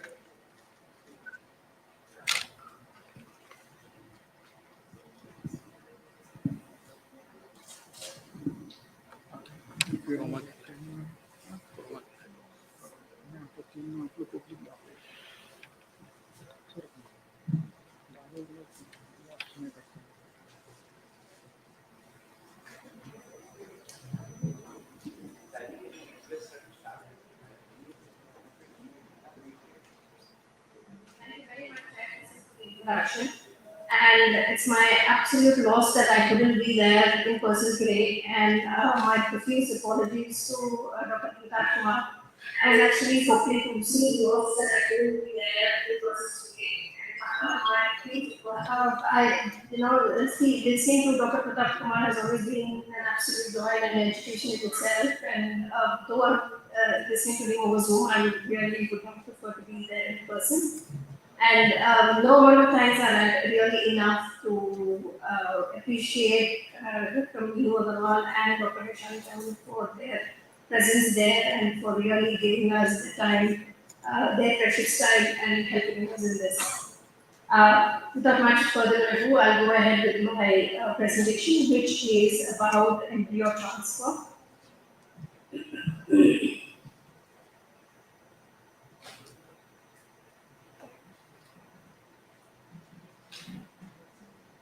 So you can see the thank you slide, but I haven't started it, so you can get it from the beginning. I hope they are visible. Now, when we were planning this CNA, Dr. Nilesh wanted us to talk about embryo transfer. And to him, this aspect, which is embryo transfer, is it a very clinical step in IVF, was a concern that he had in terms of how do we improve success rates all across and how do we empower the clinicians who are staying at the CNA and give them the best tips and tricks in terms of embryo transfer. So when we're talking about live birth rates in IVF, we understand the three main aspects of it, which is the embryo quality, the receptivity of the uterus, and the efficiency of the whole process of embryo transfer. Now, embryo transfer, we understand, is the final and most crucial step of ART. And unfortunately, at this stage, we cannot blame anybody else. We cannot blame the patient, we cannot blame the embryologist, it is just the clinician doing the transfer who is ultimately responsible for it. And a lot of studies have also shown that the technique of ET can actually improve or deter the success rates that we show. And the most important aspect of an embryo transfer is to be as gentle as possible and as atraumatic as possible as well. Now, we've also seen that a poor ET technique may actually account for approximately 1/3 of the failures that we tend to see in assisted reproduction. Now, we've also seen that the kind of embryo transfer that is done, not just with the skill, but whether it was an easy embryo transfer or whether it was a difficult embryo transfer, also makes an impact in terms of the pregnancy rate. So our endeavor as a clinician to do the embryo transfer are the first important aspect that we have to take care of is to see that we make the embryo transfer procedure as easy as possible. And frankly, we do have some time to plan an embryo transfer, which is why we need to take the further precautions. Now, the questions that need to be asked when we're doing an embryo transfer is who is doing it, how are they doing it, and what are the aspects of embryo transfer that we need to take care of. Now, the first question is who. And recently, approximately 3 years ago, there was a huge analysis that was done in terms of almost 20,000 transfers, and they looked at the different physicians who did the transfer, and one thing came across very vividly, and that was the transferring physician actually makes a lot of impact in terms of the ongoing pregnancy rate. Now, other than that, we also have to understand one most important aspect, and this really surprised me, is that a physician who performed worse than the average success rate, even with the number of transfers that they did or the number of years of their practice, did not actually make an improvement in their performance. Which means that when we need to start understanding the best technique of doing an embryo transfer, because we can't assume that time is going to improve their performance. Now, the following aspects of embryo transfer that we're going to be discussing is based on 3 different documents. One is the guideline by the ASR. Then this was the embryo transfer techniques, which was again ASR document. as well as the latest meta-analysis, which was just last year in November, which gave us all the different aspects of an embryo transfer and the techniques, as well as the addendums that would help in terms of embryo transfer. Now, before we start an embryo transfer, what are the things that we need to take care of? And I would suggest that these 5 aspects have to be taken care of before we do an embryo transfer. That is, a woman, when she comes to us with the fertility, she is absolutely well and healthy. And this, I think, is a good opportunity for us to ensure that the general health and everything of her is also taken care of. Which means that the back smear is done and we do not any vaginal infections, do a complete analysis of her pelvis with an ultrasound. And if she's had any kind of a hysteroscopy or any kind of interventions in the past in terms of her uterine intervention, we need to have all of that information as well. And very important that we have the details of a more embryo transfer. Now, an ultrasound evaluation, like we all know, is the most important aspect. For us, for an fertility specialist, an ultrasound is almost like another link for us. It gives us so much information and aids us in ensuring that we provide the optimal, success rates to a patient. That our expertise and our experience with the ultrasound is immeasurable. Now, why is ultrasound important for an embryo transfer? Well, when we are doing the process of IVF itself, an ultrasound should tell us and give us the details about the length of the uterine cavity and the cervical canal. And in fact, just when we do an assessment before the embryo transfer, that doesn't mean that an ultrasound is not important at the time of embryo transfer. It is still important, and the reason why we say that is because there's actually a discrepancy of approximately 1 to 2 centimeters of this evaluation that is done prior versus the day that the embryo transfer itself is done. Now, whether that is because we make a woman keep a comfortably full bladder, or whether there are certain changes in the bowel movements or something, but the day that the embryo transfer is done, we cannot completely rely on the baseline length of the cervical canal or the uterine length. You should still do it again at that point in time.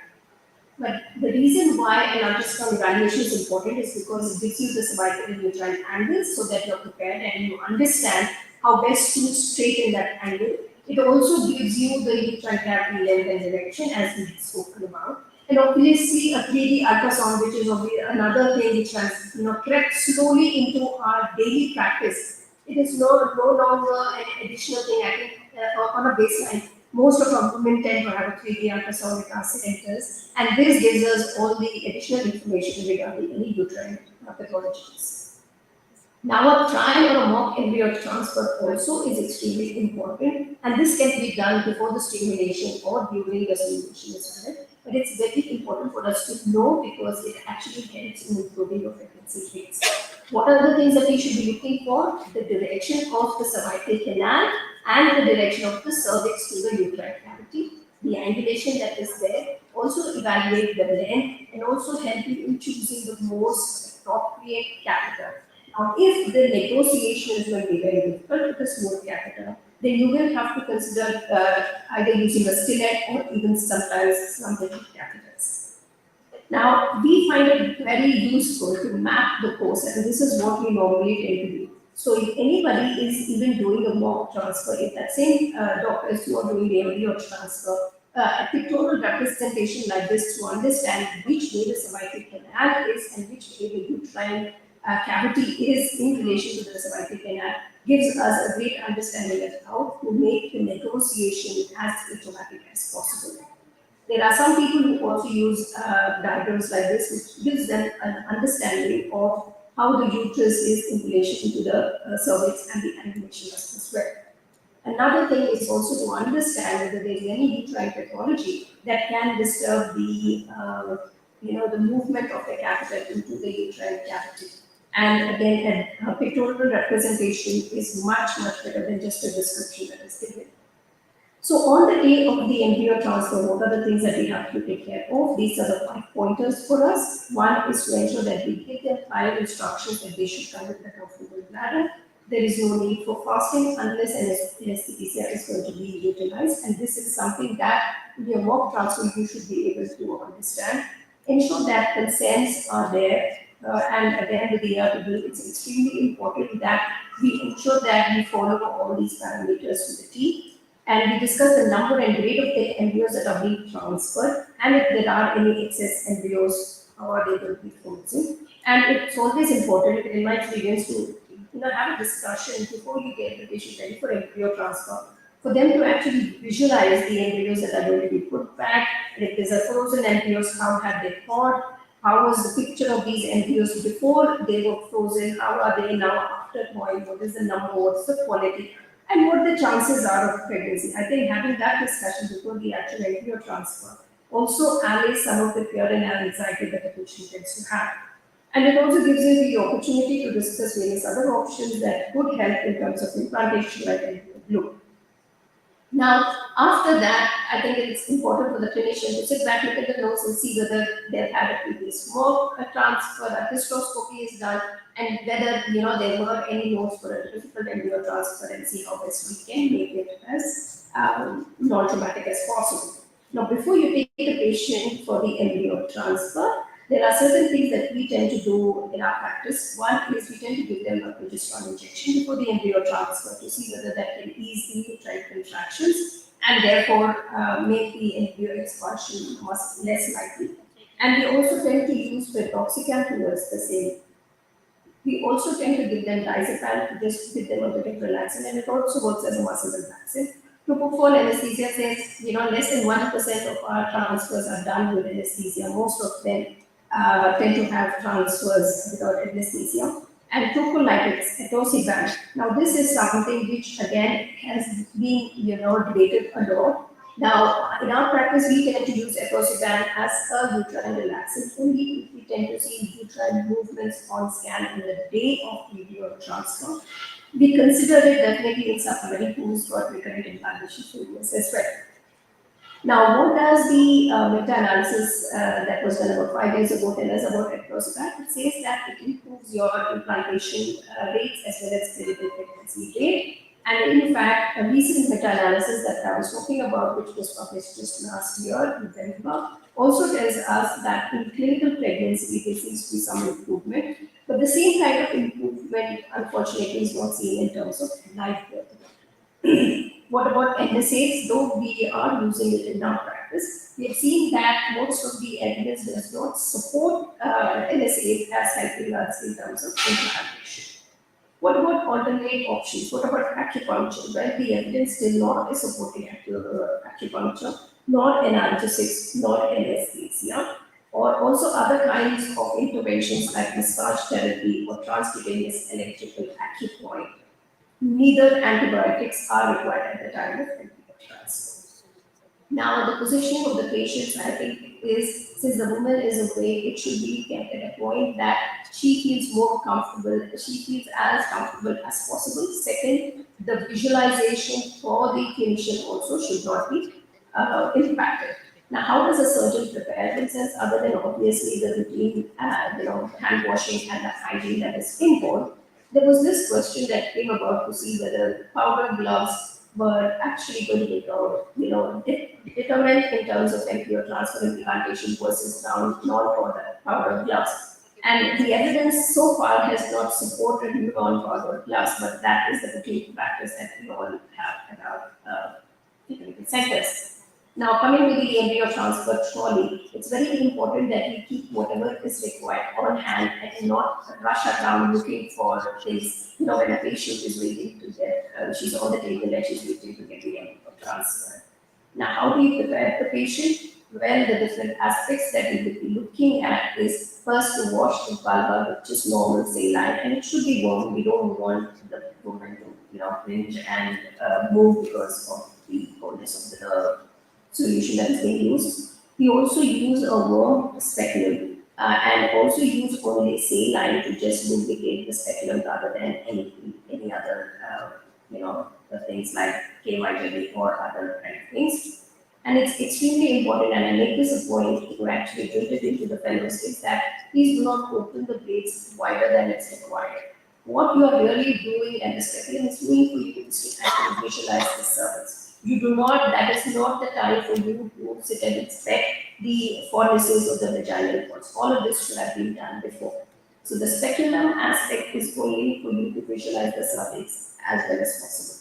Now you clean the vagina and the cervix with either saline or media. We tend to use more of saline rather than media. And next comes the removal of mucus. And most important, as we are trying to prepare a patient and get the thing ready, you should have your assistant ready with the ultrasound abdominal probe. Now, the pointers regarding this, and I find this is extremely important to make the whole process of embryo transfer easy, is one, bring the patient down as far as possible on the bed so that when you're moving the speculum, there wouldn't be any interruptions or any obstacles. Use the smallest and the shortest speculum to access the cervix because you don't want the woman to be in pain. It should be as comfortable as an ultrasound scan that is being done, and embryo transfer should not be any more difficult.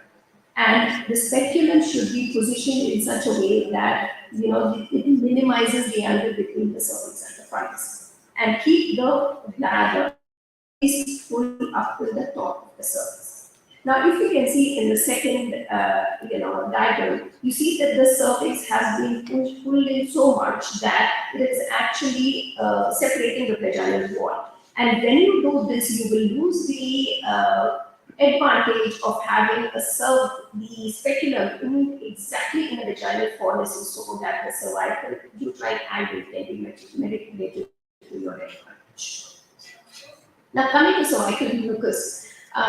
It's very important that we remove it. Why? Because if it was embryo retention, it can also, if the mucus is there, even after expelling, because of the mucus, you can drag the embryos back when they're going to join the catheter, and it can also be a source of bacterial contamination. For these three reasons, we would suggest that removal of cervical mucus be done.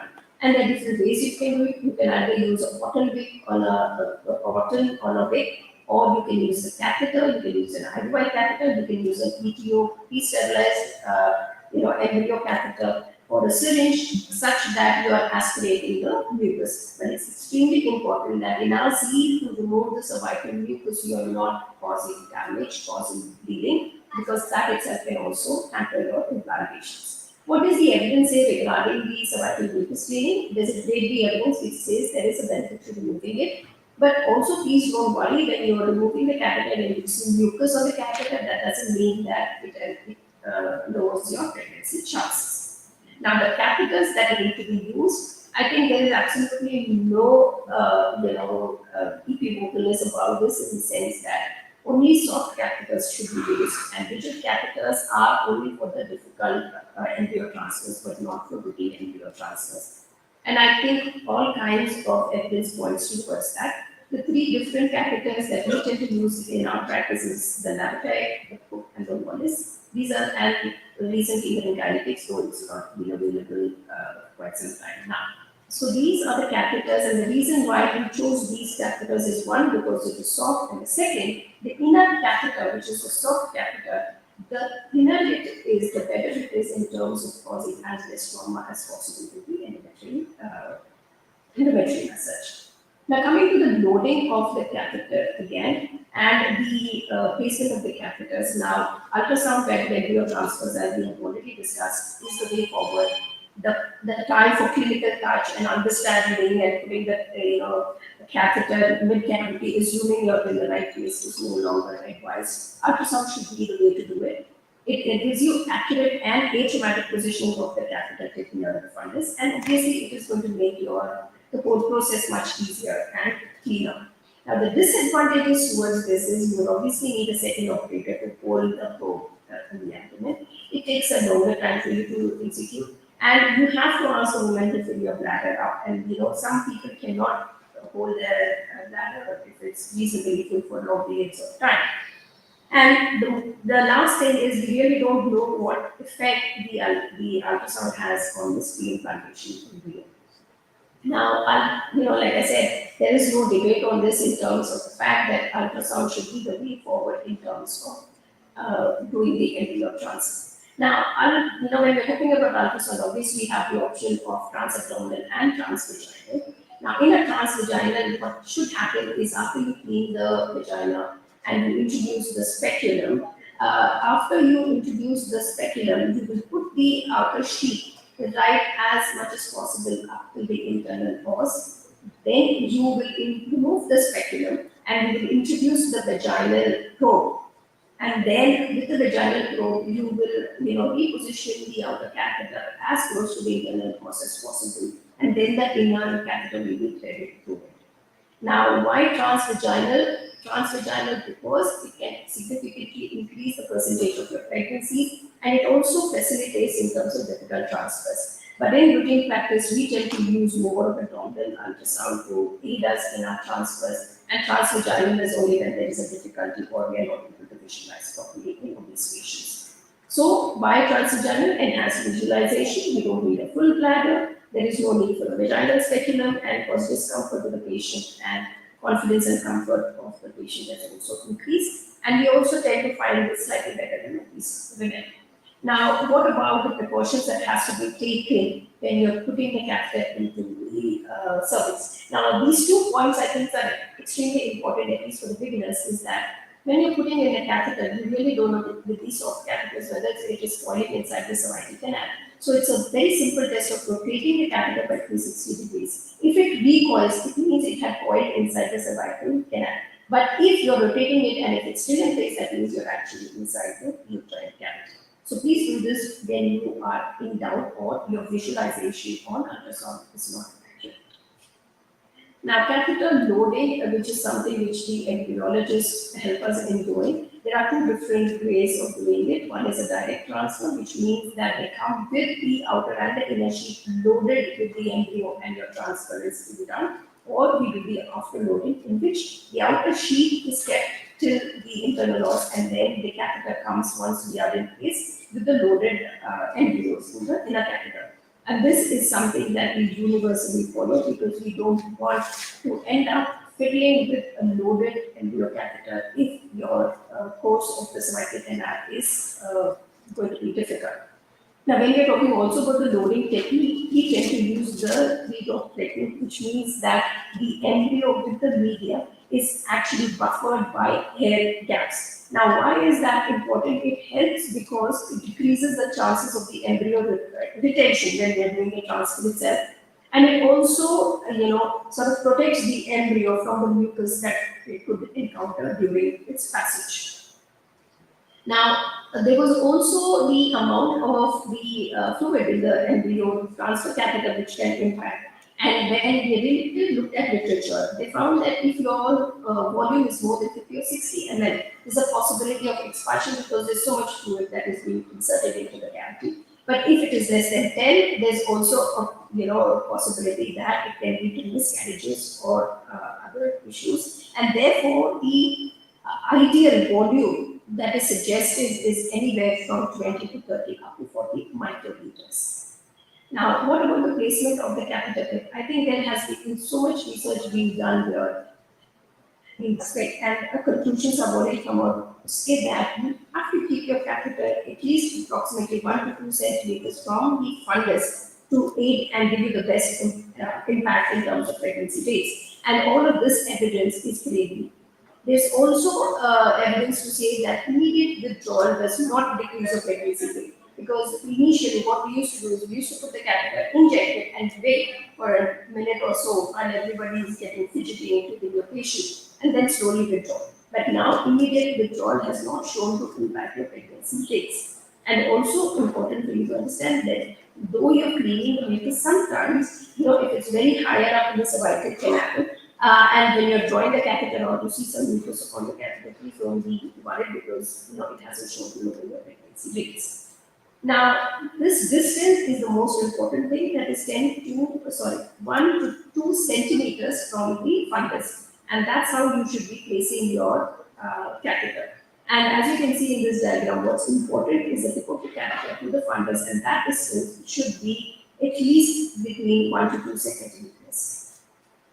Now, what about retained embryos? Well, there's only one technique for retained embryos, and that is to transfer them as soon as you can. And don't get again worried or worry your patient because they have not, when the embryos are transferred immediately, it has not shown to compromise your pregnancy chances. But how do we avoid it? Well, we can avoid it by keeping the pressure on the plunger when you're injecting it as steady as possible and as firm as possible.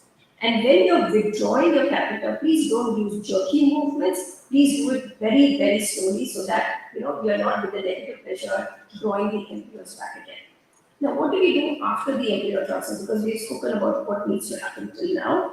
Well, what sometimes we tend to do is once the catheter is being drawn out, we loosen the screw on the speculum so that the blades fall on the cervical lips and it keeps it as close as possible without causing pain to the patient. I think that's the most important aspect. What about bed rest? Well, there's enough. In fact, it's grade A evidence to say that bed rest is no longer advised for women after embryo transfer, and there has been enough evidence towards that.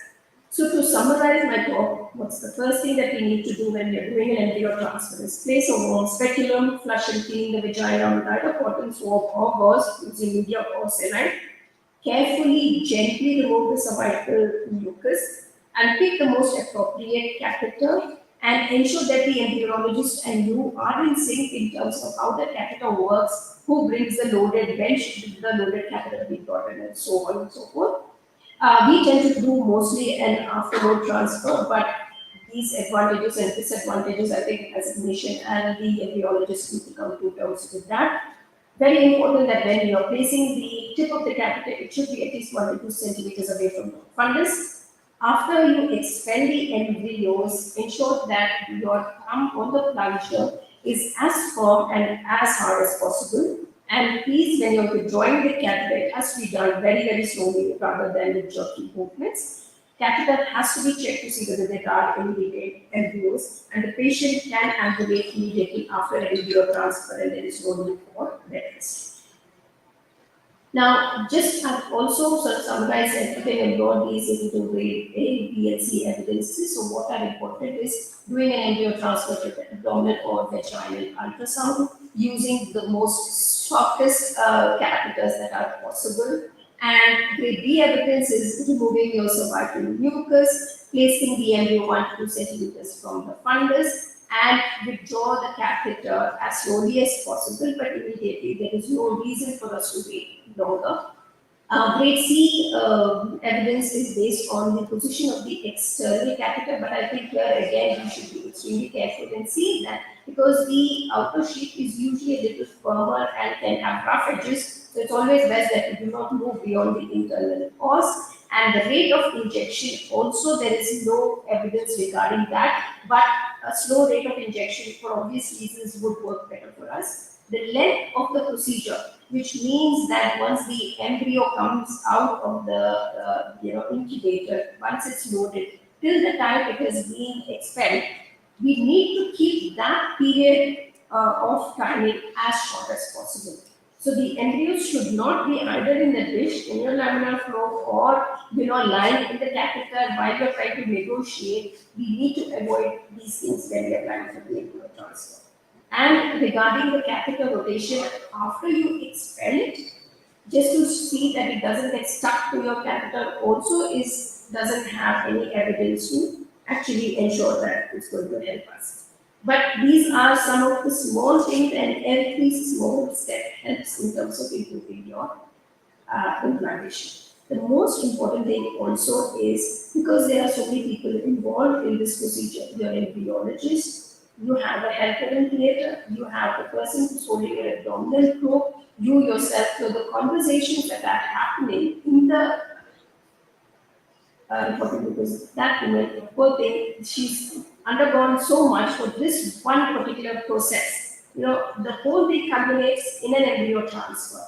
And I think it's very important for her to be psychologically also understand that she's in the right hands in the right place. So please differ from using things like that. Oh, I think I'm in the right place. Oh, I don't think this looks right. Oh, this is really hard. Why is your uterus doing this? Why is your bladder like this? What is this? And making exclamation like this. These are the things that actually reduce the confidence that the patient might have in your expertise, though you're as good as anybody else. So all the best with your future endeavors in embryo transfer, but I hope this helps. Thank you. Thank you, Dr. Durga ma'am. for such a wonderful lecture. All the best with your future endeavors in the classes and thank you. It has all A to Z of embryo transfer with clear take messages. Thank you, ma'am.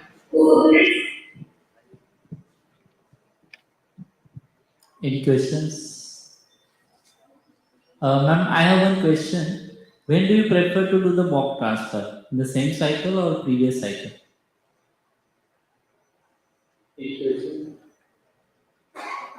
Ma'am, I have a question. When do you prefer to do the mock transfer? In the same cycle or previous cycle? Frankly, mock transfer is something that we usually tend to do in the cycle before. Okay. And any experience with So we retaining tend of to do the embryos? mock transfer in the cycle before. Because I wouldn't want to start a cycle. I mean, most of our embryo transfers are frozen embryo transfers. So I wouldn't want a patient to start an embryo transfer cycle and then do a mock and then tell her, you know what, there is a problem, I need to do something. I've done before. And I find that the most important time that you can do an embryo transfer, a mock embryo transfer, is just after your OPE. Because that gives you the chance to understand. Because by the time you finish your, egg pickup, your bladder is reasonably full. It is not completely full, nor is it completely empty, because you would have spent about half an hour with it.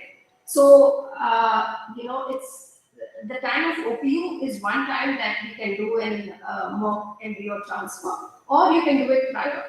And because the reason why we need to do this prior is because if there is an obstruction, if there is something that you need to consider doing, like a hysteroscopy, then you have time to do that rather than start a cycle and midway tell her that there is a problem and I need to sort this out. Thank you, ma'am. And are there more chances of retaining embryos if we use the embryo glue?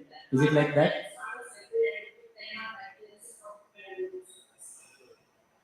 Thank you. And are there more chances of retaining embryos if we use the embryo glue? Is it like that? Well, the embryo glue does seem to help in terms of implantation. That's what the meta-analysis says. And frankly, we had our own data which we had presented in essay, which looked at embryo glue and we found that embryo glue did matter, at least in terms of the recurrent implantation failure patients. So in those patients, use of embryo glue did help in terms of implantation. We found that embryo glue did matter, at least in terms of the recurrent implantation failure patients. So in those patients, use of embryo glue did. Thank you so much, ma'am, for the nice elaborative lecture on the embryo transfer, which is really a rate limiting step because a badly done embryo transfer can spoil the whole cycle and the whole purpose. Thank you so much, ma'am. Thank you, ma'am, for your ever so enlightening session. We really miss your presence out here. Thank you so much. Thank you. Thank you very much. I would request Dr. Nilesh Prakash sir to kindly felicitate our chairpersons.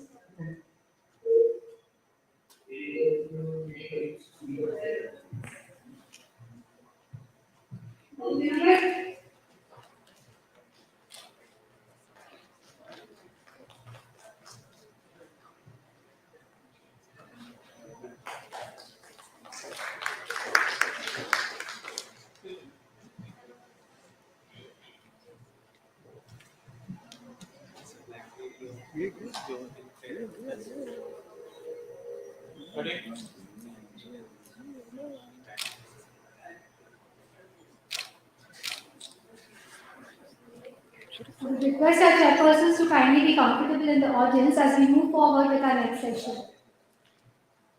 So prior to moving forward with our next session, I would kindly ask all of you to download the Kahoot app because we have an exciting quiz with attractive prizes coming soon.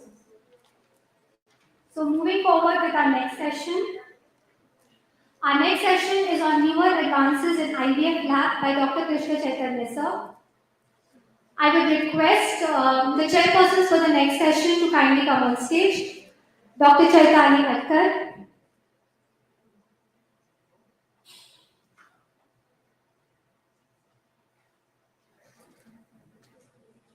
Next, we have Dr. Upendra Sathe sir, senior gynecologist with over 40 years of experience.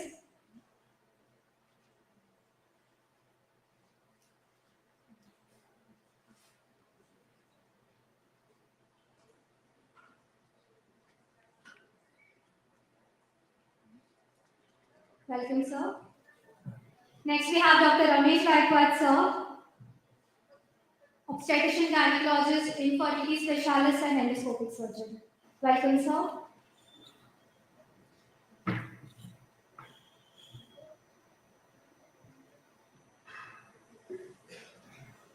I would request Dr. Ramesh Gaikwad sir to kindly introduce our next speaker. Good afternoon. I call upon next speaker and introduce him, Dr.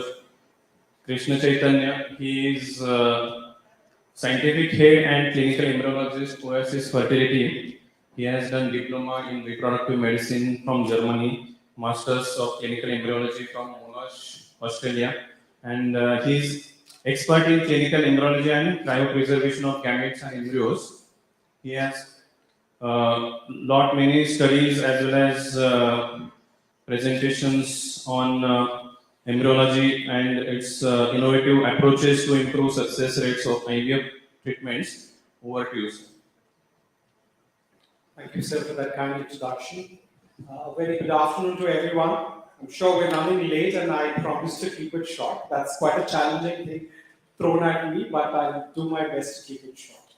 So, well, I'm sure you had wonderful teachers telling you a lot of science. I think you can sit back and relax. I don't have too much of gyan to give.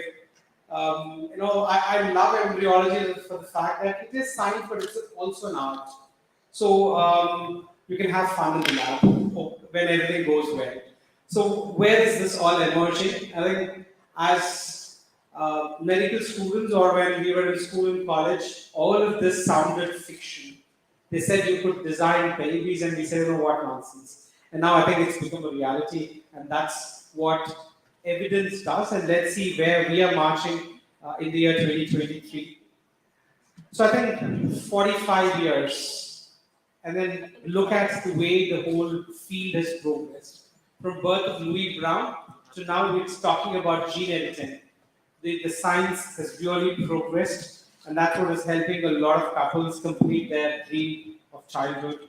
And let's quickly divide the advances into what's happening with the ovary and egg, what's happening with the sperm and the embryo per se. So with the oocyte, I think the most discussed, the emerging and the most helpful thing is the oncofertility. Because I'm only talking about the emerging trends. I think Pratap sir spoke so much about the whole endocrinology and how the stimulation and getting the eggs and all of that, what we routinely do, but what are we doing next? I think right now ART is just not focused on treating the fertility or giving them pregnancy and childbirth. I think the application is diversifying. And fertility preservation is really catching up. It's just not oncofertility. A lot of people wanting to do social freezing. In fact, people who are at risk of a poor reserve or early menopause, they say, preserve the ovarian tissue, later transplant it, and that would probably take care of the whole problem of menopause. So I think that's where we're progressing, and thanks to a lot of scientists who have helped us with this whole science of freezing the eggs and the ovarian tissue. Now, no longer oocyte freezing is experimental, and so is the ovarian tissue. I think we can do much better with ovarian tissue cryopreservation. There are pregnancies in childbirth, but I'm sure there's much more to do. But oocyte freezing is no longer experimental.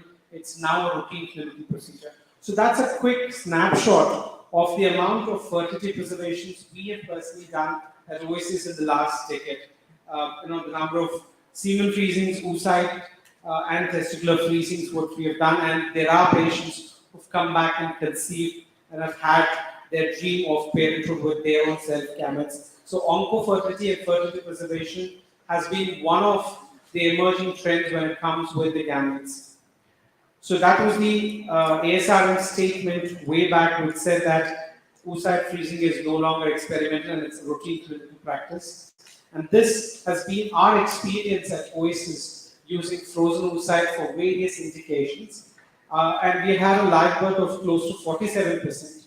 The American registry, which is the SART registry, puts across their live birth at 43%, and Oasis is closer to it at 47%. And I think that's something that we routinely use at Oasis as well. In vitro maturation, I think I would say this is a newer technique that's been in the field. It's been there as early as 1980s, but for various reasons there have been a lot of setbacks. Again, this procedure is back in limelight. So there's Professor Rob Gilchrist and Professor Johan Smith and Michael DeVos at the Brussels University who are working on a newer way of doing this in vitro maturation. You know, technically we know not giving hormone and getting the same outcome. That sounds like an amazing thing, but we know there are a lot of setbacks. And this is where in vitro maturation really helps. And in present day, when we're talking about no OHSS, I think in vitro maturation probably is the way ahead. No woman would want to take these hormones and have all those side effects. The reason for dropout in most cases is not the finance. It is the whole journey that they've had these hormones and side effects, which kind of discourages the woman to come back for another cycle. And IVF is a wonderful alternative. I'm not saying it's going to replace IVF, but in indicated cases, I'm sure IVF has a place. And we have been the only Indian clinic to have a collaboration with the Brussels University, and we are proud to say that the first IVM born through Kappa IVM, which is a biphasic IVM, the newer way of doing IVM, we had our first live birth at Oasis. So all that collaboration is now fruitful. IVM is a routine clinical process that we do offer to all our patients. So if there's any PCO patient or you think needs IVM, you can get in touch with Dr. Neelesh. Dr. Neelesh will help to see how best this patient can get the IVM treatment. So what's happening new with the sperm? That was with the ovary and the egg that we spoke about. So I think sperm DNA fragmentation, of the various sperm functional assays we're talking about, looks like the sperm DNA fragmentation has slightly better clinical application. And we know that it's detrimental when the DNA is fragmented. DNA when fragmented is detrimental. We all know that. There's no ambiguity with that. But how do you manage? What is the best way to do, and how would it help is where right now the research is still wanting to do much more. There are a lot of things that you could do on the sperm, of which max and microfluidics are the recent methods of sperm processing to get the sperm with the best DNA. And Oasis has had its own little experience which we've published, which I'll show to you. But treat the man, treat the sperm. That's what we call when it is raised sperm DNA fragmentation. So treating the man, you could take the testicular sperm and see if it helps, and that's our 10 years data. We've been using testicular sperm for the indication of raised sperm DNA fragmentation, which was accepted at the ASRM and published in Fertility Stability. And when we've used the testicular sperm, I think we managed to give them a live birth of 53%. So all those little misconceptions that testicular sperm would be detrimental, it's not mature, it might not be the best outcome. We published our data, it's equal to what ejaculated sperm can actually put across. So our data says ejaculated testicular sperm should not really matter, and especially in cases where there is DNA fragmentation, it can be a better option. I'm not saying it's the best option, because it's still not proven that TISA is the best way. It is encouraged. And we also looked at, with testicular sperm, we looked at our decades experience. This data was again accepted as an abstract and now is published with Journal of JHRS, which is the Indian journal. We've put across our decades experience of only using testicular sperm for ICSI. We knew that live births were happening, but is it safe? We wanted to look at the maternal and fetal complications, because in severe male factor, if you're using testicular sperm, would it affect the outcome? There's been a hypothesis put across saying that if there's male factor infertility, especially if you're using testicular sperm. It can affect the placentation, and there could be placental diseases, the incidence going up, and hence we looked at our data and it did not really say that. It was quite assuring. Neither did it affect the birth weights. The congenital anomalies were no higher or alarming compared to the ejaculated sperm exceeds or the natural conceptions. And what is the normal trend? We always have this concern, oh, IVF, there could be a higher incidence of anomalies. Let's look at what the data says. It's 9% incidence where the anomalies can happen in IVF conceptions versus 6.6 in natural conceptions. There's probably no major difference. The data so far looks okay. I'm not saying it's the best and let's do IVF for every patient who's coming, but our misconception that IVF can increase congenital anomalies is something that we need to relook at this whole thing. We need to be watchful. I'm not saying IVF is the future ahead, but where indicated if you've done it, it looks quite assured. Again, our data which I just spoke, which all look good. The second thing is we want to look at fresh versus frozen testicular tissue. Again, they say, frozen samples might not give you the best outcome. That's been the way we have perceived it in the past. But again, this data published with fertility sterility with our own student Sakshi, who's the embryologist right now in the Pune team. Her data, her study said that fresh or frozen teaser gave us similar live birth rates. We just didn't look at pregnancy rate, we looked at live birth rates. So if your protocol of how you freeze and you thaw and you handle the sperm in the lab is standardized, fresh or frozen sperm or testicular sperm should absolutely not make any difference, and that's been our decades experience at Oasis. So where is this going? Take home message. For all people where we're doing a trial teaser for azoospermia, please ensure you get in touch with one of the IVF centers and make sure the embryologist is picking the testicular tissue. If they see sperm, it has to be frozen. Doing a trial teaser and saying there's sperm, and later when you do IVF stimulation, redoing a TISA is probably not the way you should be handling the patient the current day. When you're doing the trial tissue, that should be the one and done thing. You get enough tissue, you freeze multiple vials, and you do exceeds with that, and that should give you the best outcome as well. Just using a fresh testicular sample is not the norm. Microfluidics, I think again it's one of the recent techniques spoken about. So today morning in the workshop, we did get people to get a little glimpse of what this microfluidics is all about. It's a little tech chip which helps us separate sperms with the best DNA. It's a new method. I'm sure we're still waiting for a lot of RCTs and meta-analysis. The data so far with Oasis looks assuring. And we did RCT, the first in the world to do the RCT on sperm DNA fragmentation, where we looked at 4 arms, which is max, microfluidics, TISA, and daily ejaculation. I somehow missed that slide. So we looked at 4 arms, TISA and the daily ejaculation, which is more on the patient perspective. We then looked at max microfluidics, which is with the semen sample. We just completed that RCT. We're presenting that data at ESHRE. This year it's been picked up for presentation. We found that none of these arms were different in terms of intervention. We looked at, after doing the intervention, how far the DNA fragmentation would come down, and also we looked at the live birth. The good thing is, none of these arms had a statistically different live birth rates, which means all are performing well. Which again takes me to a very basic thing, that a daily ejaculation, which was the older way of doing things, still holds good. We all are behind science and technology. When there's something new, we all want to play with the gadgets, but I think it's science. You've got to give it a little time. Unless there is evidence, I think you should not be using it to patients left, right, center. Evidence-based medicine has to be the way forward. You just can't use whatever you want and go ahead, might not be the best practice. And I think that's what When Dr. Pratap sir was talking, he spoke his heart out. He spoke his years and decades of experience out here, and that's what a teacher probably does. It's evidence is what important. So all of us, one thing we got to look forward to publish.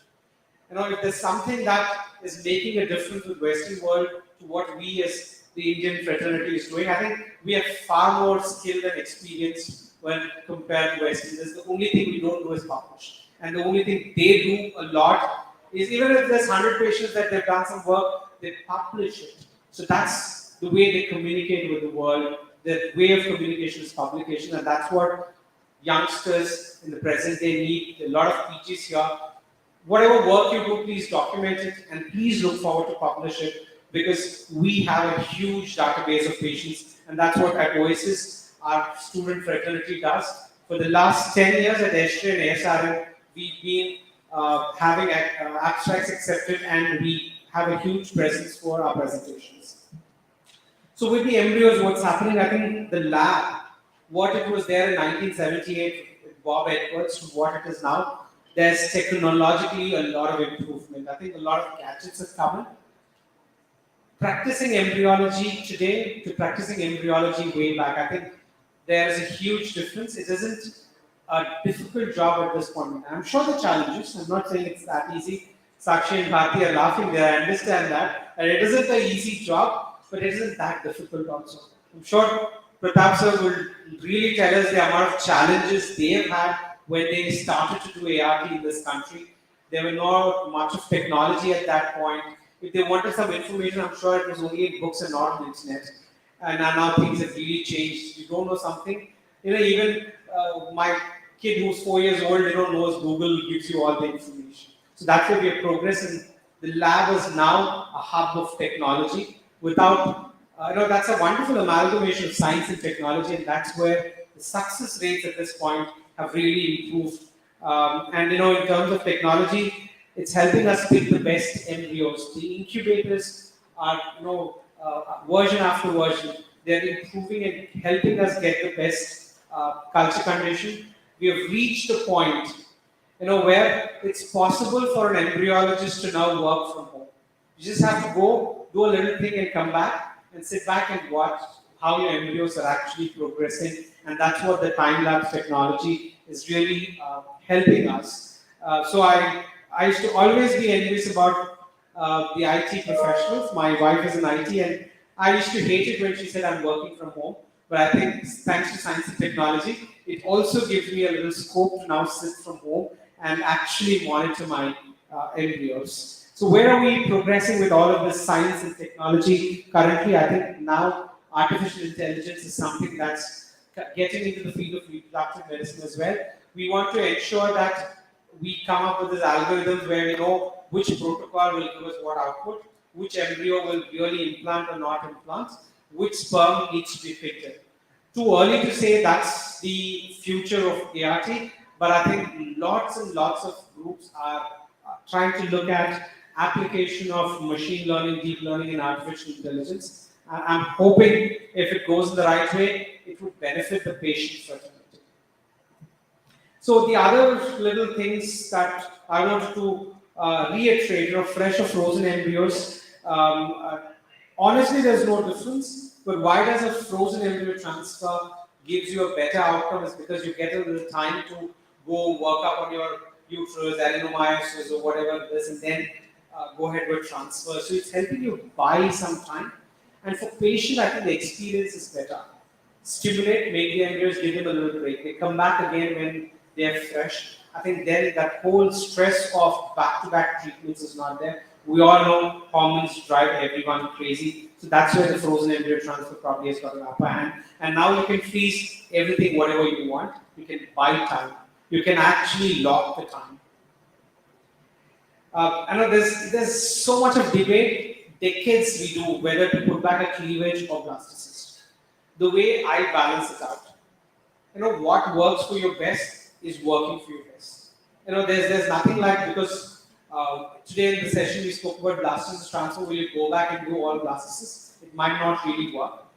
But all said and done, blastocyst does give you the best outcome, and that's been our experience.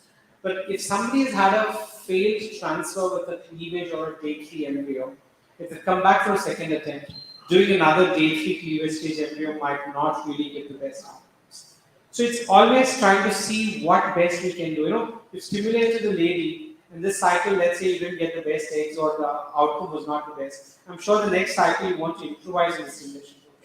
That's how I would approach day 3 versus day 5. Undoubtedly, my vote is for day 5, and that's our Oasis success rate of 55 to 60% live birth rates with blastocyst transfer. We believe in doing a lot of individualization. The amount of discussion the lab team and the clinical team does is immense, and we encourage our embryologists to have their say, to tell the clinicians, discuss with the clinicians as to is there an additional lab intervention that could help, and that's what has helped us reach where we are in terms of our KPIs. And last, I think PGTA. I'm sure it's going up and down where people think it's working, not working. Well, this starts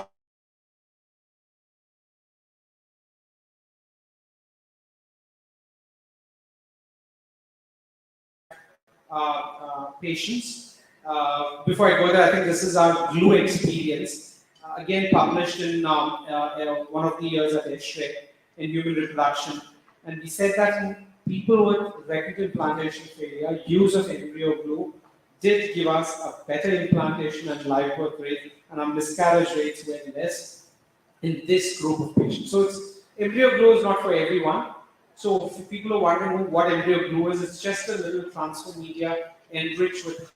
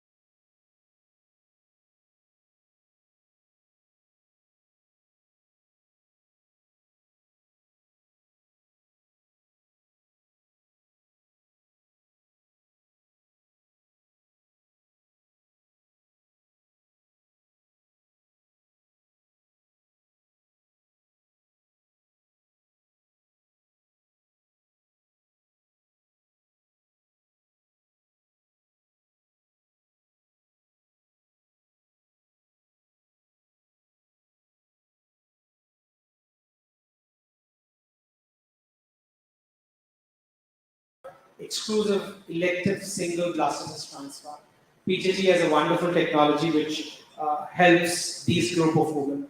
So finally, innovation is something that we all believe at Oasis. We always want to bring in the technology which has some evidence that it's helpful to people, and that's what has helped us, bring in fertility preservation, oncofertility, optimizing sperm selection, and multiple things that we do with the embryo and in the laboratory. And the last thing, I think, when it comes to this whole quality thing, documentation. All of these publications that we do, all the students who really work on our research, what makes it simpler? We've got a robust way of maintaining our records, and ARTIS is our in-house built electron medical record system. And we are paperless at Oasis. Patient walks in, everything is on this software, including the embryology work we do. In fact, in the lab, we don't use papers at all. We have these tablets in place. We put all the data there. So I've got 30 branches, and trust me, running around 30 branches, I would not have been alive. So I sit in Hyderabad in my cabin, and this software helps me run the whole show. People ask me, how do you manage? The answer is ARTIS for me, and it's a wonderful innovation our IT team came up with, which really simplifies data management for us. Go back if we are not doing data management. A simple TI cycle, IS cycle that you've done. Once they come back failed, you might want to go back and see what we did and what didn't work and what you want to change in the next cycle. And that's what ARTIS really helps us. It helps us efficiently and effectively manage our patients. So that's one of the innovations. And to add it on this COVID time, we added the electron witnessing system. I think every patient comes up with this little thing, educated, not educated. Will you mix up the gametes? It gives me no happiness doing that. But I think we should blame ourselves. We probably do not create enough transparency into the cycles. And that's why we said need of the hour, let's create transparency. And an electron witnessing system was a wonderful way. So every time an egg, sperm, embryo moves from one place to another place, there's an electron system that actually tracks the movement. And we give that printout to the patient with the date and time of the movement, which gives them a lot of confidence that there is no mix-up, they're having their own gamete conceived children at Oasis. So that's the end of the little advances that we've had in the field of embryology. And thank you so much, everyone, for this opportunity. Thank you, sir. It was a really wonderful talk, and actually we all know that IVF lab is heart of any IVF center, and we really come to know that there are so many things which happen actually behind curtain. It was a really wonderful presentation. So I just wanted to ask about RI system, whether it is RI witness, is it really necessary with time? Well, again, honest heart on my hand, I'm not saying that it's a wonderful technology, but let's be very mindful and watchful about the cost it's having.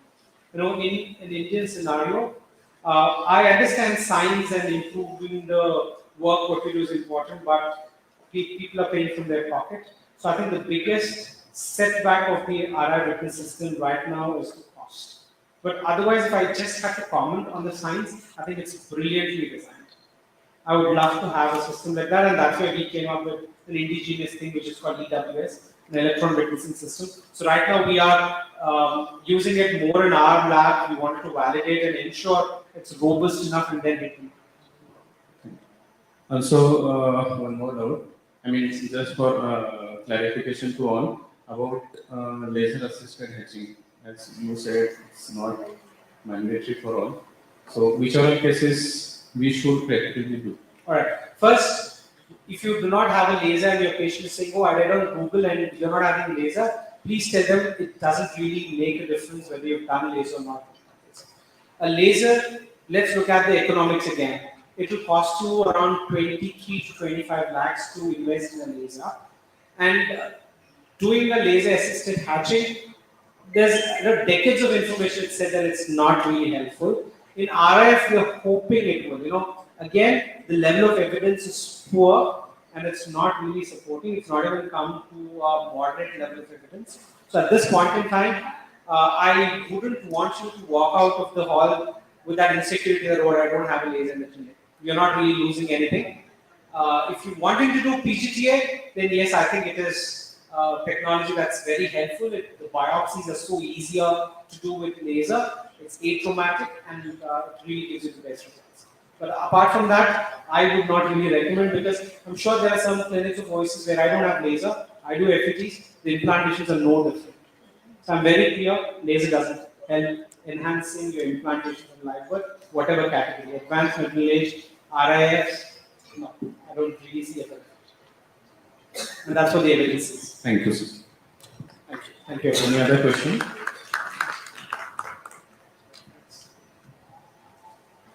So please can you stay on stage for a while? I would request Dr. Ramesh sir to please felicitate Dr. Krishnan sir.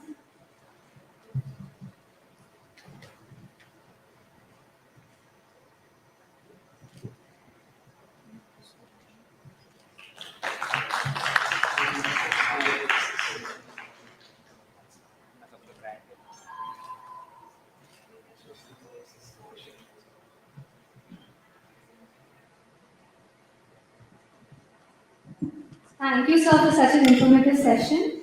Next, I would like to call on stage Dr. Nilesh Balkade, sir, who will be speaking on the new enigma, young POR. I would like to request Dr. Upendra Sathe sir to please introduce the speaker to us. Hello, good afternoon, everybody. Privilege of introducing my young friend Nilesh. He is a clinical head and fertility specialist, Oasis Fertility Pune chapter. Decade-long distinctive experience and expertise in the fields of infertility, reproductive medicine, and gynecological endoscopy. He is renowned for handling infertility cases with good success rate of 67, as we have seen, successfully handling more than 1,200 cases of operative laparoscopy, around 3,000 cases of diagnostic and operative hysteroscopy, especially hysteroscopic myomectomies. He is a former faculty at the reproductive medicine by Universität Klinikum Holstein, Germany, and he has article indexed in national and international journals, and he has edited a number of books. Here I am presenting you Dr. Nilesh. Thank you, sir, for your generous words. Sir has seen me through my childhood, where my mother used to take me to him for treatment. Because as a gynecologist, you also used to do general practice in those times, and thankful for that, sir. And I've been learning gynae from him. I would like to share English. I would like to share to everyone now. Please be patient till 5:30. We'll be ending up all till 5:30 with a half an hour's delay, and we'll be trying to summing up all the cases. So I'm not taking much of your time on poor responders. I'd just like to give these messages here, as I gave in the morning on the hysteroscopy workshop. So challenges are what make life interesting, and overcoming them is what makes them meaningful. Friends, we all know that the cases of poor ovarian responders have been, or poor ovarian reserve have been increasing, and in increasing number of patients coming to our OPD, we are getting low reserve patients. So they are in their late 20s or maybe early 30s. Initially, we used to get poor ovarian response or poor ovarian reserve after 35. That was said. But is the Indian scenario changing? Still, the Western world says that anything aged more than 35, your reserve will tend to drop. But is the Indian scenario changing? That we need to assess, and why is it changing? Probably an insight before I go on to the definition is that our age of menarche is decreasing. So initially we had menarche at 13 or 14. Pratap Kumar sir would agree in those generations it was 15, 16. The definitions are being revised for early menarche. Probably the reproductive lifespan hasn't changed. The reproductive lifespan remains the same, and early menarche may contribute to early menopause. That's what my logic is one. Second thing, probably the increasing pollution, increasing use of plastics around us, increasing stress levels are all contributing to the poor ovarian reserve. And that's why young poor ovarian reserve patient or young poor ovarian responder becomes so an important topic for not only me but for a general gynaec as every one of us. So advanced maternal age more than 40, previous poor ovarian response if you have stimulated and there are less than equal to 3 oocytes, and abnormal ovarian reserve test which will tell that she is a poor ovarian reserve patient. Now what are these tests? Many tests are available to this FSH levels, then we have the ovarian volume, but the tests which have been validated and used clinically are the AMH levels in nanogram per ml and the antral follicle counts measured in the menstrual phase from day 2 to day 5 of cycle. So this is the Poseidon classification which has now taken over the Escher classification. We have Poseidon's 4 groups. The first 2 groups are where the ovarian reserve is good, but their response is poor. So these are unexpected poor responders, and the next 2 groups, the group 3 and 4, they are known poor ovarian responders where the ovarian reserve is less. The AMH levels less than 1.2 nanograms are classified as poor ovarian reserve patients, and antral follicle count of less than 5 is classified as poor ovarian reserve. So this is the category of patients we should be alarmed of. As a general message for assessing ovarian reserve, any of these 2 tests can be used. Age is an independent criteria for telling the outcome of fertility. So, mind you friends, age in India for fertility is decreasing. Like the a good age for fertility. So it was initially considered as 35. Now in many of our talks and in proxy position statements, we say that the age of childbearing should be somewhere between 30 to 32 rather than extending it to 35. So the age of marriage can be probably told as the same so that she can conceive at around 30, 32. And as obstetrician and as a fertility specialist, if you are doing a premarital counseling or if you are doing a preconceptional counseling, probably the message should be loud and clear regarding the age of childbearing. And if the patient does want to prolong her age of childbearing, probably she should go for oocyte phasing, which is much talked about since morning. I won't go into these details. These are the KPIs which we assess when we are dealing with poor ovarian reserve, poor ovarian responders. I just want to use an analogy here. India is a cricket-loving nation. And once it comes to poor ovarian reserve, how we can manage this? Like the cricket field. First thing is the training. So the first part, which is off the field, before we venture into the treatment, is the training part. The analogy is the pre-treatment part in the poor ovarian reserve. The second is the toss advantage. On the field, you get the advantage of the toss. So if you choose a right protocol for the poor ovarian responder, you might be able to stimulate her nicely for IUI, for IVF, and your time is limited, that you should know. The due factor, sometimes the field plays its factor and that can affect our results. So the patient factor is very important. Every patient is different, so all protocols will not work in all patients. I'm coming on to the literature where we'll see that antagonist protocol, agonist protocol have an equal success rate. But Sir Pratap Kumar sir would agree that changing the protocol helps and each patient can respond differently to a different protocol. So the due factor or the patient factor is very important. Power play or power hitting is what additional we can do. Always keep on thinking, always be evolving in what new we can do. So I had just heard Sir's talk 2 days back about use of novel trigger. You talked about novel trigger, sir, in one of your webinars, and we started using novel trigger for few of our patients when we use not just dual trigger, it's HCG, agonist, and FSH. If you add FSH 450 as per Sir's advice, you will get a good quality M2 rate and good quality blastocyst. So this is change and you should keep on evolving in your poor responder patients. The final hit and the trigger is important and innovative and out of the box thinking is important.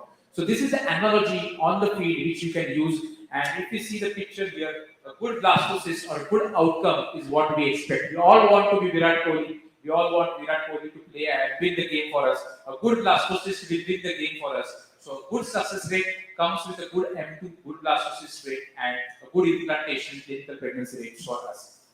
So once it's training, I will be talking of training more because that's important for everybody's perspective. So Muhammad Ali has said, I hated every minute of training, but I said, don't quit, suffer now, and live less rest of your life as a champion. So if you want to lead your life as a champion, if you want to have a proud head in front of your patients, and if you want to give success to the patients, pre-treatment is very important. You need to tell the patient that be patient. There will be some time we should be spending on the pre-treatment part before we go and jump onto the next part of treatment. Why is this pre-treatment important? One is improving the gamete quality. Many of the patients have both male and female factors. Poor ovarian reserve patients are one of it. Their husband counterpart can have other problems. So improving the gamete quality before we venture into any sort of treatment is very, very important. We all know about reactive oxidative stress and the reactive oxygen species and its problems it has associated with the oocyte quality and the sperm quality. So improving the gamete quality is very, very important, and that's why in poor ovarian response patients, we need to improve the ovarian microenvironment so that our oocyte quality improves. Which are the proven molecules? Coenzyme Q10 is one of the molecules.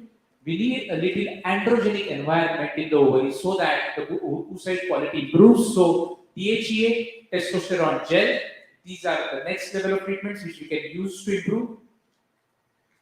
I talked about improving the oxidative stress and the microenvironment. So coenzyme Q10 is going to help us. Other antioxidants are going to help us. And we all should know that the transformation from the primordial follicle level to the antral follicle level is going to take at least 80 to 90 days time.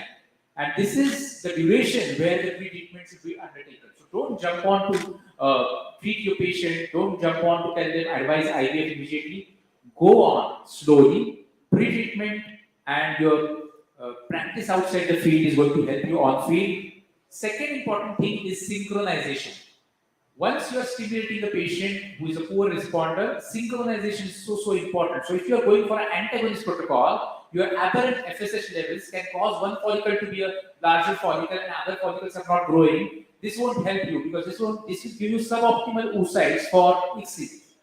So probably synchronization is so important that you will have less problems in agonist protocol. But synchronization with use of estrogen 2 milligram twice a day or twice a day from day 20 of the cycle till you get the periods and then stopping estrogen and one day washout and you can do the stimulation later on will help.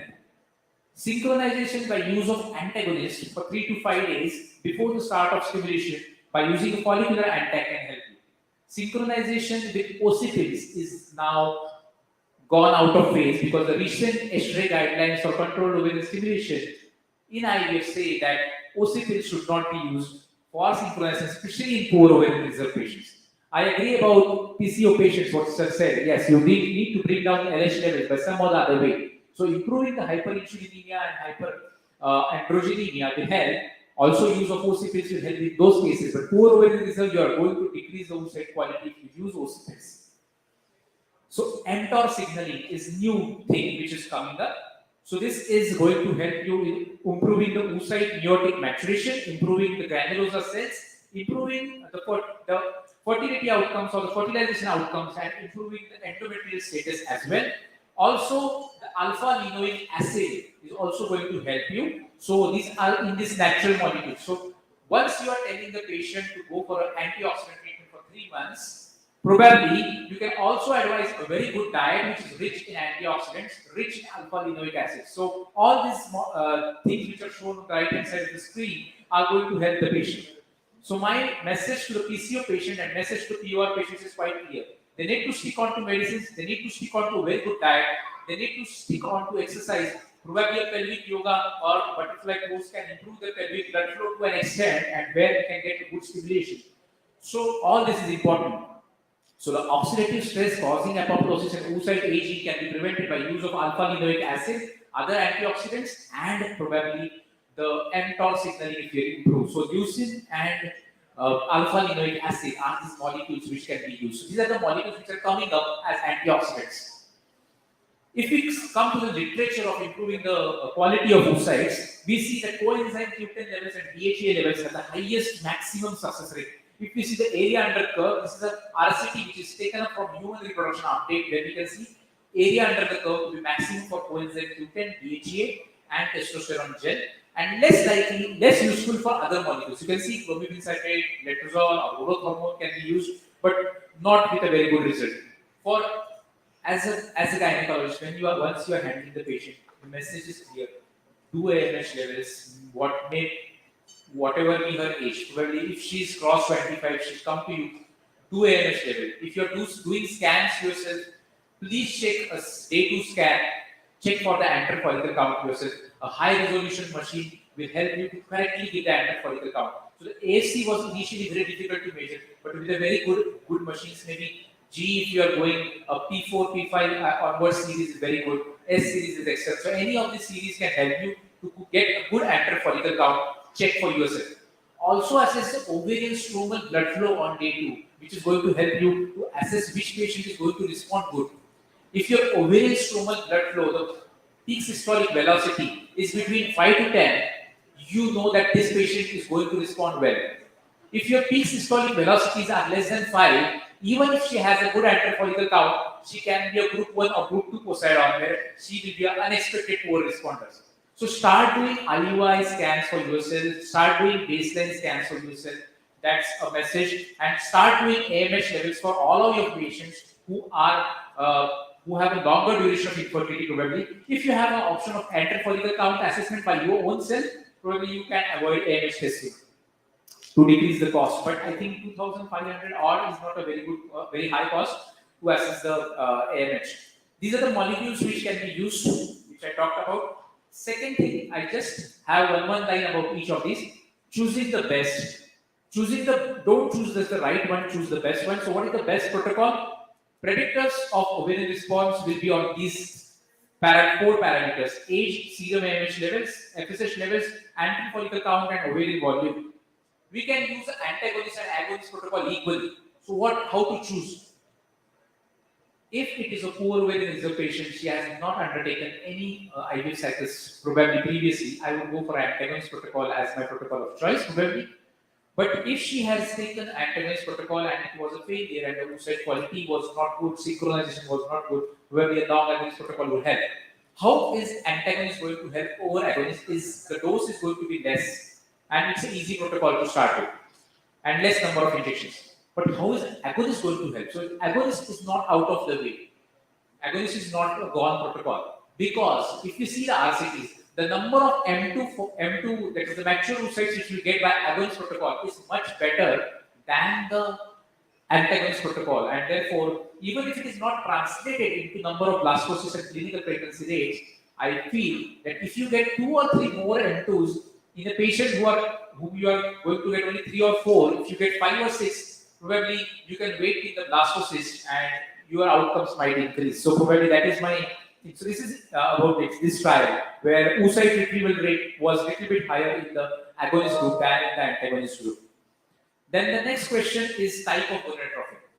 Always we think about which gonadotrophin to use in PCOS and POR patients. We all know that some amount of LH is necessary in POR patients and therefore a combined use of gonadotrophin is better. So HMG will be a better choice, and if the patient is affording, probably a recombinant FSH along with a recombinant LH would be a good choice for such category of patients where you are using only FSH. So if you see the ESHRE guidelines, they clearly say that FSH, RFSH and simple SMG, they have been equally recommended for ovarian stimulation in poor ovarian responders. What is the right dose? This is the next question. How you stimulate? So any doses ranging from 150 to 300 would be considered the right dose. Anything in excess of 300 is not indicated as per the ESHRE guidelines for poor ovarian responders. Probably up to 450 you can go if your response is not that adequate. But even mild stimulation is not outdated as per the ESHRE guidelines. Mild stimulation with CC can also be used. If you see a slide here, this is my experience with mild stimulation. We have had this 156 patients at Oasis where we have used mild stimulation, and this is our data. The oocyte retrieved, mature oocytes, fertilization rate, blast rate doesn't differ. If you see the significance is not much. What is the inference of this? That the cost is less and we get the same number of blastocysts, or we get the same clinical pregnancy rate. So even mild stimulation can be used at a less cost in a poor ovarian responder patients. Individualization of protocol is very, very important, and that can be individualized with all these parameters. FSH receptor polymorphism has to be taken in mind when we are stimulating these patients. What is the best practice guideline in post-adolescence group 1 and 2? We all know these are unexpected poor responders. So probably there are high chances of having FSH receptor polymorphism or some genetic abnormality, or they are not responded nicely to the drug. Probably these are the patients where recombinant LH can be used, where HMG can be used, growth hormone can be used. The second group of patients is group 3 and 4, where we know that these are already known poor responders. So very less things we can do for them, but probably, as I talked, the antioxidant usage is very, very important, and use of PRP or stem cells can be used, to rejuvenate the ovaries. New studies are coming up where the primordial follicles to the more antral follicles can be done with use of ovarian rejuvenation. We have a small study now. I got just an ethical committee approval for it, where we are using ovarian PRP to improve the antral follicle counts and probably the success rates of IVF. Probably 6 months down the line, we'll be able to present this data as well. What is power play? What all different we have in our armamentarium is dual steam protocol, repeat steam protocol, continuous stimulation protocol, no stimulation or IVM for poor ovarian responders and addition of growth hormone. Each one of these has its advantages and disadvantages. I'm not going into the details of this, but this all we have in our armamentarium. Who needs LH in controlled ovarian hyperstimulation in these patients? Age more than 35, hypo patients, poor ovarian responders treated with GnRH antagonists, and group 1 and 2 patients where you have unexpected poor response. Starting strong is good, finishing strong is epic, and therefore we all witnessed the Dhoni's 6 hit in the World Cup last time. So the final hit is very important, and this final hit in the form of trigger is very important. So we have these multiple options. So HCG alone, agonist alone, dual trigger where HCG and agonist can be used. And as per Sir, it's after Sir's lecture, I started using novel trigger also, which has also improved our success rates. Innovative thinking. The only way to discover the limits of possible is to go beyond the impossible. What's new? Oocyte and ovarian tissue cryopreservation is very important. We need to pass on the message to all the gynecologists and to everybody, to common public, that freezing is possible. We heard about Priyanka Chopra delivering a child 10 years after her oocyte freezing. So she has frozen the oocytes at the age of 30 and probably she got pregnant at the age of 40. So we blindly follow the film industry where we don't know that they are already frozen their gametes. Probably the freezing the gametes or social freezing is going to become a norm if a lady wants to defer her childbearing for her career, for her sports or something like that. So this message needs to be passed on that if you want to conceive, please conceive early. If you don't want to conceive in the immediate future, please freeze your gametes. May it be a man, may it be a woman, freezing gametes is so important. Mature oocyte cryopreservation is no longer experimental, it is proven that it is going to be helpful. In vitro activation, ovarian rejuvenation are also coming up. And we have our experience with this ovarian rejuvenation also. These are the ESHRE guidelines and already summarized it. So to conclude, in fact, poor responders have a diminished pregnancy rate. We need to be alert. We need to guide the society. We also need to use the evidence and our experience when we are treating the poor ovarian responders. So strength and growth come only through continuous efforts and struggle. Thank you. Thank you, Nilesh, for the beautiful explanation, the tedious insights. Any questions from the audience?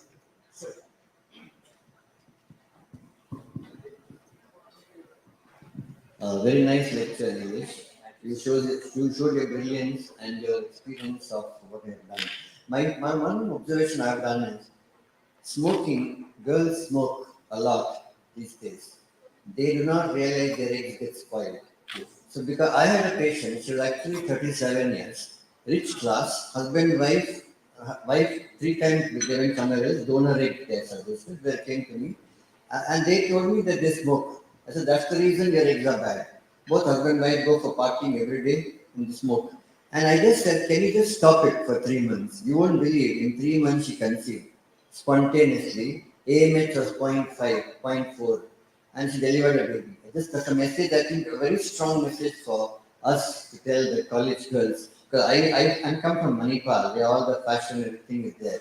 I find a lot of girls smoke in public. That's the reason I think they do not know. We are responsible to tell the people this is one of the cause of premature ovarian failure. Yes, absolutely. Thank you for your insights. Thank you. Any other question?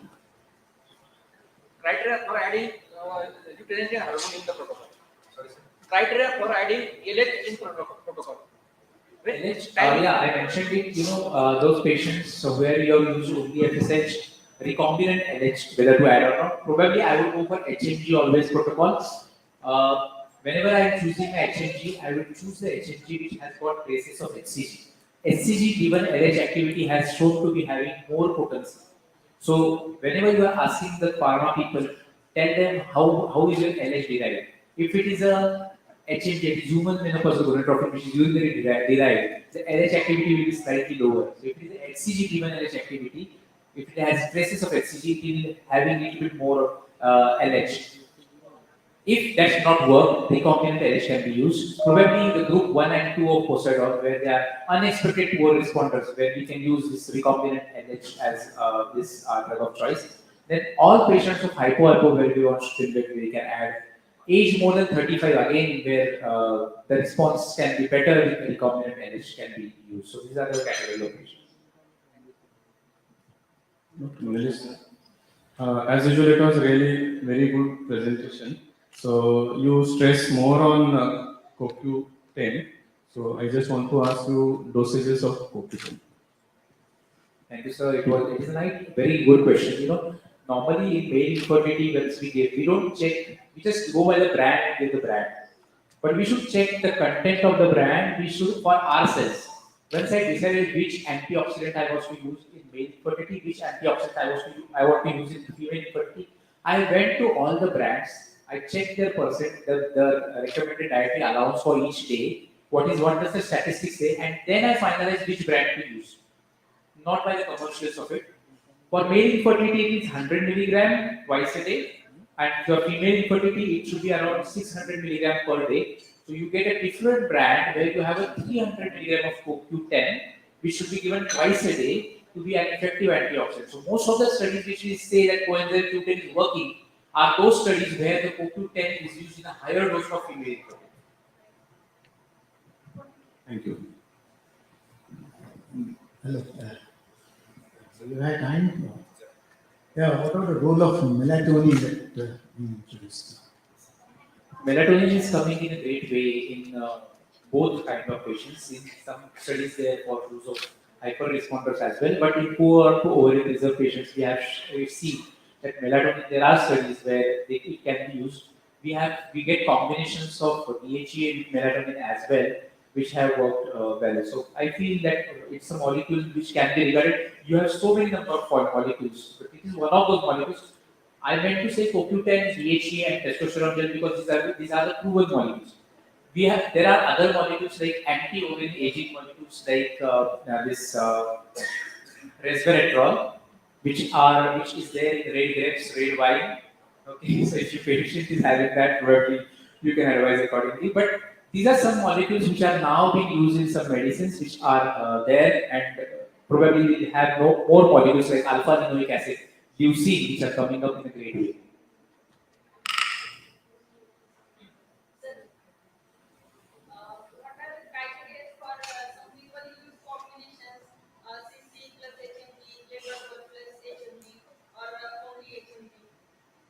For stimulating poor ovarian responders, in stimulation of poor ovarian responders for IVF, it's said that CC with HMG protocol is recommended as per the HTA guidelines.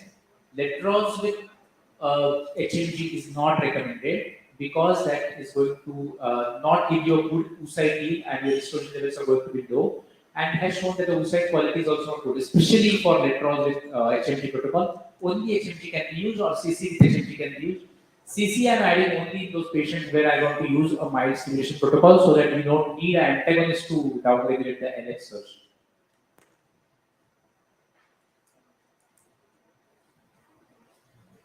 Thank you. We'll be finishing off till 5:30, 5:45. Thank you, sir, for throwing light on such an important topic. I would request you to please felicitate our chairperson for today.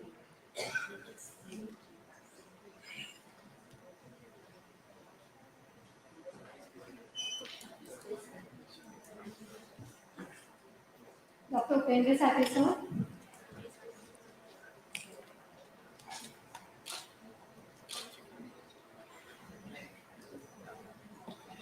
Dr. Ramesh Raja, sir.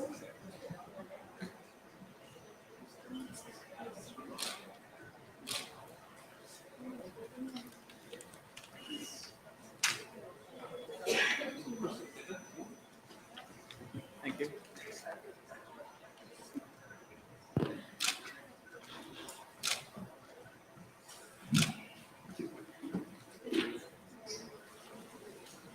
I request everybody to download Kahoot app, or we can play this quiz by www.kahoot.in. Kahoot is KAHOOT. Yeah, so we have interesting prizes for the winners, first 3 winners. So I request everybody to download the app, or you can play directly from the link. Link is displayed on the screen. Kahoot, either you can download the Kahoot app, Kahoot Kahoot app, or www.kahoot.in. IT. Kahoot.it. So we will wait for everybody to log in. We will be flashing the game pin shortly.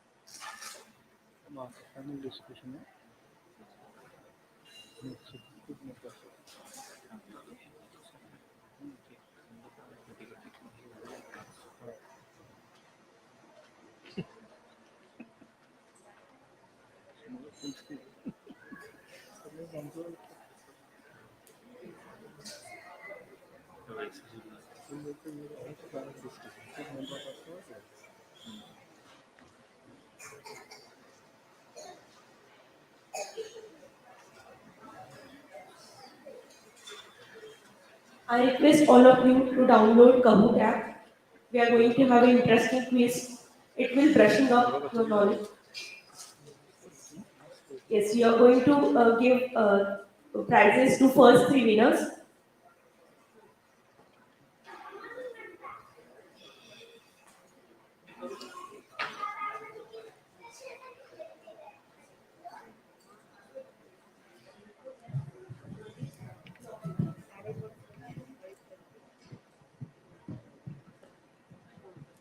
And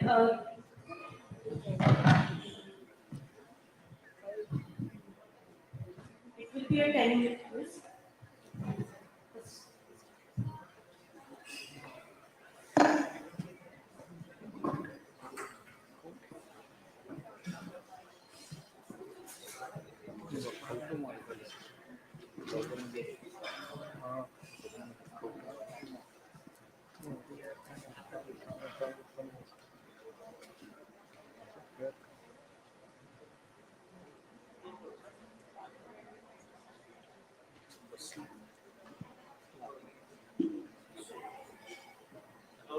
We are first conducting the panel discussion. After that, we will be having the quiz.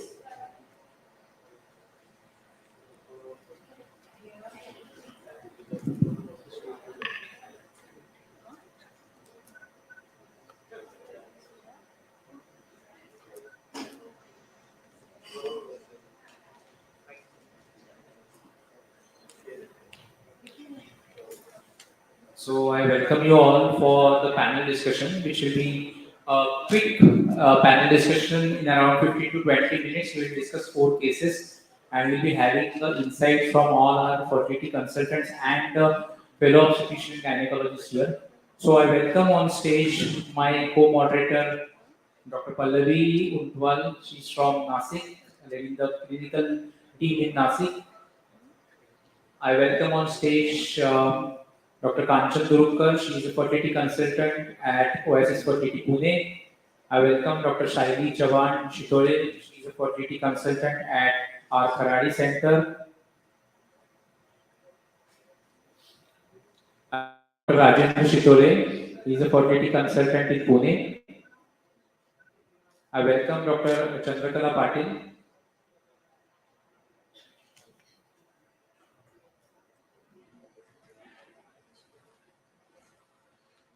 I welcome on stage Dr. Pallavi Tapala. She is our fertility specialist at Wakat.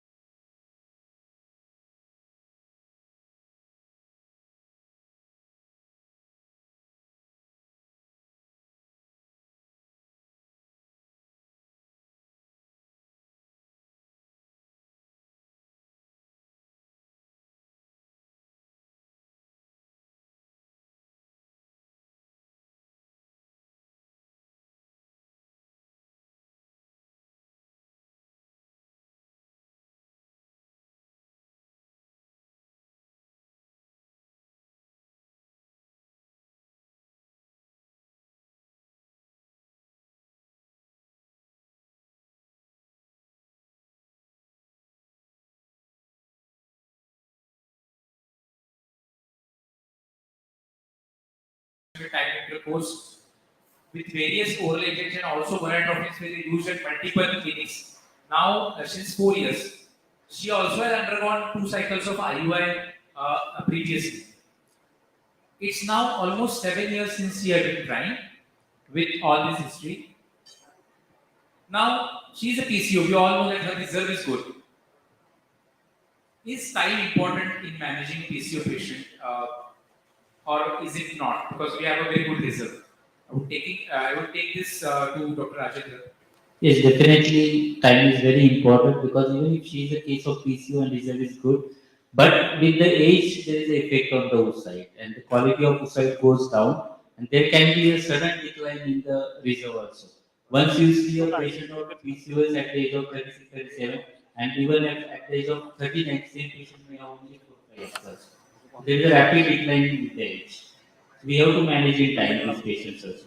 Absolutely. The message is loud and clear that even if it is elderly PCO, we don't have lots of the time in the world so that we can try conservative management or do lots of trial and error with her.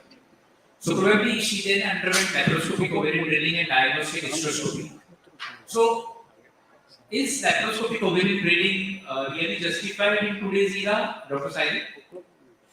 So laparoscopic ovarian drilling in today's era is really not justified. As you said, she's an elderly PCO patient in whom she was stimulated by the use of oral androgens and the gonadotropins, and her androgen levels are in the normal range. She had no sign of hyperandrogenism. So in her case, I wouldn't suggest a laparoscopic ovarian drilling. So in short, in which cases would you like to do ovarian drilling? So laparoscopic ovarian drilling can be indicated in individuals who are like young individuals who have the LH levels which are raised with raised AMH levels, and those who have like they are resistant PCO patients who are not kind of responding to the gonadotropins. Even after gonadotropins, they are not responding to the stimulation. So in those individuals, or if you're going ahead with laparoscopy or any other procedure, then we can go drilling along with that. So the patient also, as rightly said by Dr. Saili, also I would like to add some patients who are staying far away and they cannot come for the follow-up. So in such cases, LOD will help. What next for her, Dr. Kanchan? What you would like to plan for this patient? She has already undergone 7 years of treatment here and there with IUI cycles, with LOD also done. What next for her? Any role of vitamin D in this patient? Yes, vitamin D do have a role in improving the fertility in the patients with PCO. And definitely the next management will be depending upon the patient's anxiety also, her keen to conceive also. I will give her the options of duration of marriage also matters and age also matters. Though the next, according to protocol, the next management will be of course controlled ovarian hyperstimulation and controlled stimulation and IUI, but considering the cycle number that we should keep in control, and we can otherwise have 1 to 2 cycles of IUI, and then we can go for IVF. Okay, so 1 or 2 more cycles Samson would like to give for IUI. Anybody who would like to differ here, or any additional treatment? I will definitely go ahead with IVF. Because we have to cut short the time to pregnancy also now. Right. So we already have seen that the husband is having oligospermia here. So anything before going to IVF, anything you will do, Dr. Uma? So patient, they should be started with antioxidants, and as oligoaciduria, we should also think about DNA fragmentation.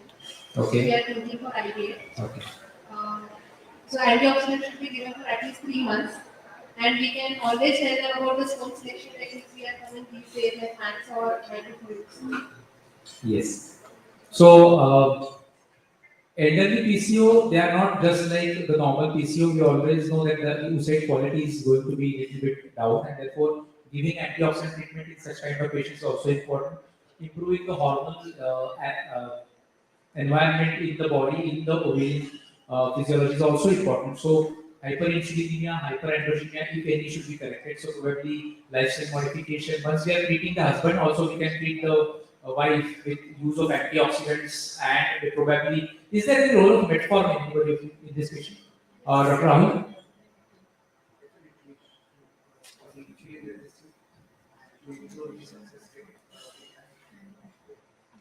So, Dr. Pallavi, which kind of patients will start metformin? So the patients with PCOS, usually they are insulin resistant and the hyperinsulinemia lead to decreased quality of the oocyte. So these patients will be metformin, usually 2 to 3 months before only. And that is proven decreased risk of OHSS and improving the quality of oocytes and increased clinical pregnancy rate in these patients. PCO patients with obese, you must start. We must start metformin. So that is right. Will you do certain tests before starting, or PCO with obesity will start metformin, or you will go for any test? We can do the fasting insulin and HbA1c and sugar levels also. There is no harm. Because if they come out with diabetes, then you have to treat the diabetes also. But if they come out with the higher levels of fasting insulin, more than 12 or something, then you have to treat with the metformin in the TDI doses. 5 milligram PDS can suffice. Yeah. My question to Dr. Kanchan and Dr. Saidi, any use of inositols, are they recommended nowadays or they are not recommended, or only metformin or combination? What is your choice for insulin sensitization? So, individuals with PCO, especially those who are not responding, or lean PCO individuals who are not responding, or obese PCO, they come with insulin resistance. So, according to me, a combination of metformin and inositol will be a better thing. In terms of recommendation, inositol per se individually will not be recommended. Yeah. So that's a clear message in the recent HRA guidelines. They say if you want to use adjuvants, metformin is a drug of choice. Inositols can be used as an adjuvant to metformin where you want to little bit go on a little lower dose of metformin, because you all know that metformin is going to cause gastric side effects. Your starting dosage should be kept low. So you start with 500 milligram once a day, then twice a day, then maybe 3 times a day. The ideal dosage is somewhere between 1.5 to 2 grams, and this may cause side effects. So initial starting dosage should be low. You should always keep in mind the side effect of lactic acidosis and gastric discomfort. And sometimes discontinuation can be there. So you go on slow, and therefore the inositols have a role because they supplement your metformin for insulin sensitization. Now, in this patient, we went on to do a IVF. I would like to ask this patient, we went for antagonist protocol and we used the agonist trigger, and then we used microfluidics, and we could get 2 good blasts, and this was the beta SCG result of this patient with 2 good A5 blasts. So we got a positive result. So what is the care during IVF which you would like to take in stimulating this patient? Any special precautions, Dr. Arjun? Main precaution in PCO especially is to prevent the OSSs. So we can choose the protocol out of 2 protocols ideally we are using nowadays: antagonist protocol or progesterone prime stimulation protocols. So both any of these protocols can be used, and with the agonist trigger you can freeze all embryos, and you can defer the chance of OSSs. Nowadays with the use of agonist trigger there is hardly any chance of OSSs. Even if you retrieve the 20-30 oocytes, there is hardly a chance of OSSs. And then you can post-operatively also manage the patient with antibodies, letrozole, cabergoline to prevent the occurrence of OSS. Is there any role of growth hormone in this patient? I don't have any experience with growth hormone, so I can't comment on that. I think you both have experience with growth hormone. Yes. For the poor PCOS poor responders, there we can do have the role of growth hormone. So they respond well after we add the growth hormone. PCOS poor responders. Even in cases of PCO who have responded, but the quality of oocyte is delayed, in those cases also growth hormone has shown more effect. Also, there is a now novel technique we can say IVM has come up recently. So, what do you think is the role of IVM in case of PCOS patients? In the patients who have previous history of OHSS, who is young and having previous, or where we are thinking of less stimulation, mild stimulation in those patients. But yes, definitely we need to make the patients aware that the clinical pregnancy rate or the success rate with IVF is not that as the conventional IVF is there. So that needs to be conveyed to the patient, and then we can go ahead with this novel technique that is IVF. It will definitely, it is an in vitro maturation technique, and it will definitely prevent OHSS and landing up into OHSS. So, in summary, elderly PCO, so treat her with a little more caution. Protocol should be individualized. OHSS free clinic is the dictum. treat the patient as a whole, and male parameters to be monitored more closely.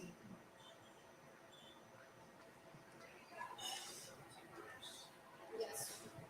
Yeah. So second case is there, 30 years old, resident of Solapur and infertile since 5 years. It's a case of severe hopes. 3 IUIs are already done, no positive result. ICSI was planned, anti-protocol done. 10 M2s we got, and one grade 4 task was formed. So, what do you think should be the further management in this patient? We are going to discuss severe hopes here. Probably anyone who would like to throw light upon on the semen analysis before we go on to the severe hopes part, like the recent WHO semen analysis, Dr. Rajan or Dr. Pallavi? The recent WHO guidelines for semen analysis 2021 says total sperm number should be 39 million per ejaculate, and the sperm concentration should be 15, now it is 60 million per ml, and the total motility should be 42% as per 2021. And of this, the progressive motility should be 32%, and the viability is 58%. And the morphology, according to strict criteria, is more than that's up to 4%. 3 to 4% is considered as normal morphology, and the WBC count should be less than 1 milli per ml. So, what do you think were the limitations of this old WHO criteria and the advantage of the new WHO? Dr. Rajan? New WHO criteria, they are not considered, old WHO criteria, they are not considering these sperm function tests also.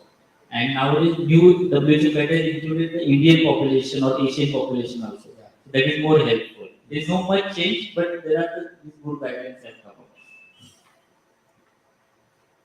So when we consider the patient of OATS, we'll come to this case later on. But in general, all our audience, we had a workshop on male infertility as well in the morning. But how will you go on assessment and treatment of this patient? What tests, Dr. Kanchan? How do we evaluate a patient of OATS? Okay.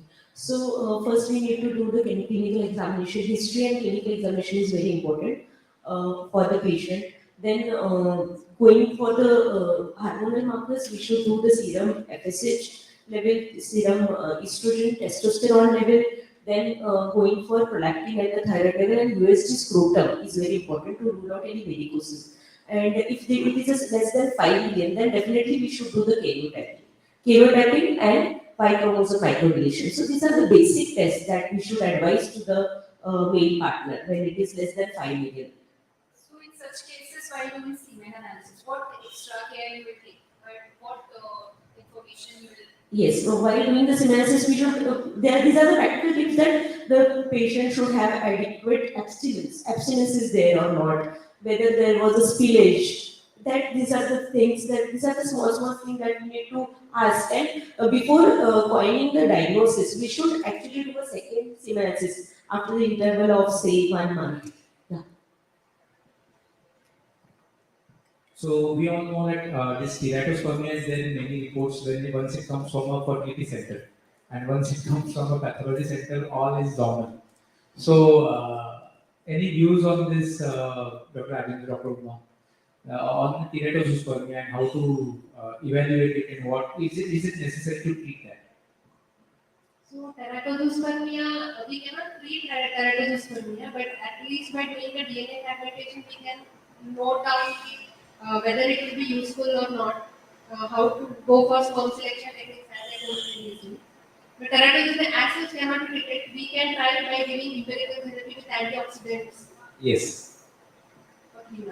If teratospermia is there, then by doing ICSI, what extra care you should take? Yeah, what extra care we can take? So while doing ICSI, like max morphological assessment of sperm is important.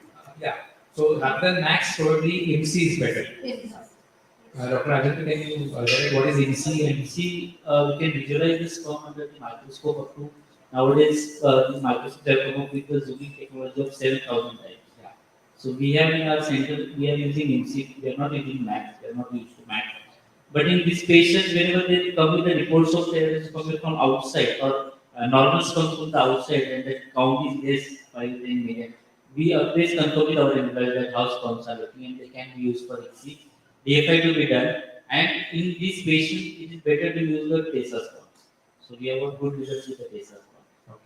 So, Dr. Saidi, when to order hormones in severe OATS patients, and how do we interpret the reports? Because that's very important, which patient has a failing testicular function, which has hypothalamic problem. How we can assess that? So when to order hormones is basically when we have a semen analysis report which shows that the count of the patient is less than 1 million. Or it is like he is giving a sample, but the sample is coming out to be of a low volume. He's not able to ejaculate, or the patient has some, features of ejaculatory dysfunction or erectile dysfunction. The features of ejaculatory erectile dysfunction or low semen volume can point towards a low testosterone level. If it is his count is on the lower side, then hormones such as FSH, LH, testosterone, his thyroid and prolactin levels have to be kind of ordered. So if the individual comes with low FSH and low LH level, then we have to kind of rule out hypogonadropic hypogonadism. So our treatment to these individuals will vary. If he comes with a normal FSH level and his testosterone level is low, then we can kind of supplement him by giving LH, which is a surrogate of testosterone, and in that case, HCG, which is a surrogate. So in that case, we can kind of improve the semen analysis in this individual. HCG, how much you give? SCG we can give 5,000 international units twice a week over a period of 4 weeks. Then we can repeat the analysis to see whether there's an improvement.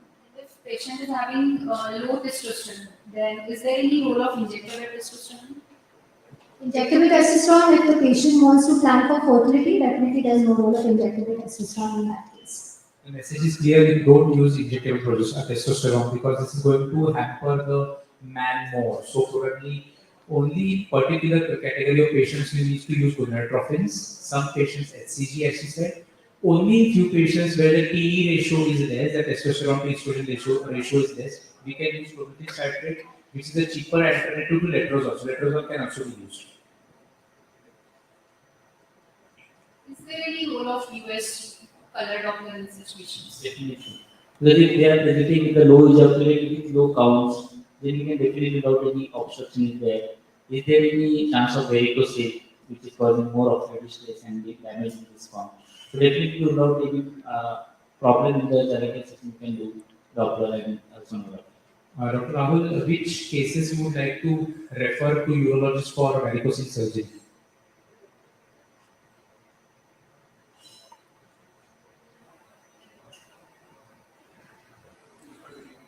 Yeah, so those who have infertility and we have grade 4 varicoses, so clinically detectable varicoses are there. So any clinically detectable varicoses, we will go to it, or any grade 3, grade 4 varicoses, where we will refer to a urologist or call a urologist for that. If you are having very severe OATS where the counts are less than 1 million and the patient has to go varicose surgery, probably in such settings that Dr. Rajendra suggested, that testicular sperms can give you better results. So probably in the varicose surgery itself, we will retrieve testicular sperms and freeze it so that we have a little bit better sperms for HC and the outcome increases.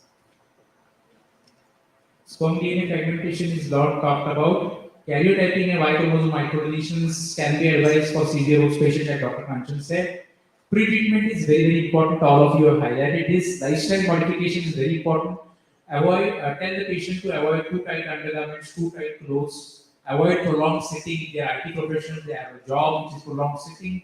Avoid that. Antioxidant usage is mandatory. Lots hydration is very mandatory, so that should be undertaken. Antibiotics, if the semen culture is showing problem and infection is there.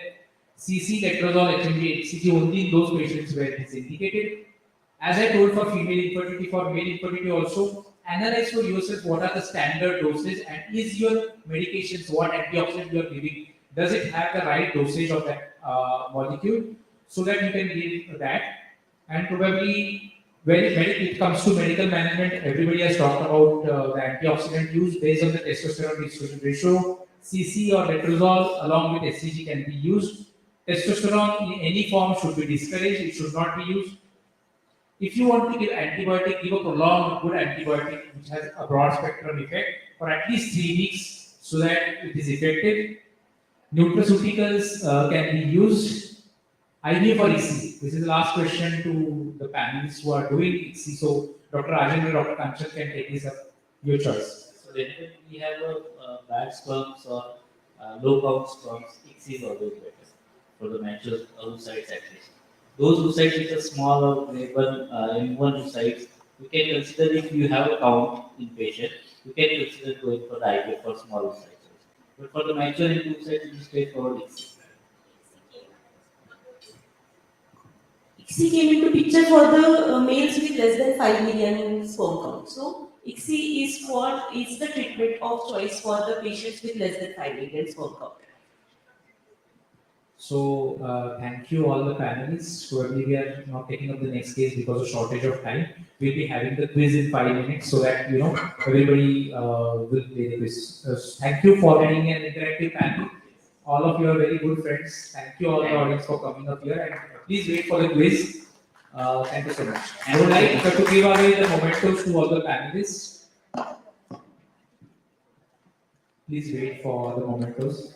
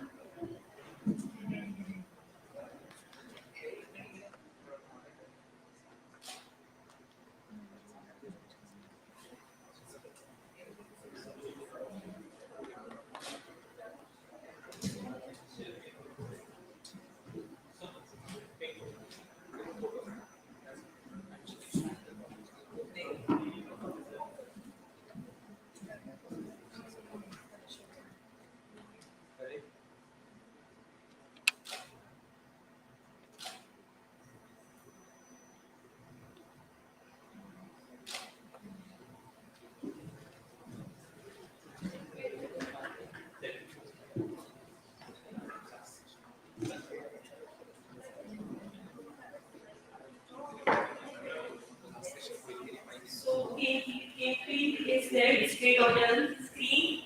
You can join from Kahoot app or you can join from www.kahoot.it. KP is 2814183. We are waiting for all our players. It is an informative quiz. Show your team game spirit. Please join in.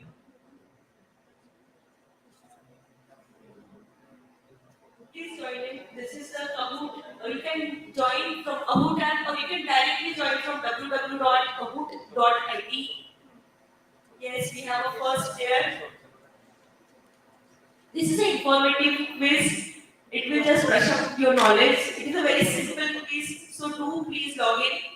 Everybody can log in. It will just brush up the knowledge that we have, gained. And at the end of the day, this is just the small test of the knowledge. We'll start in 5 seconds. 20 minutes will be there for each question.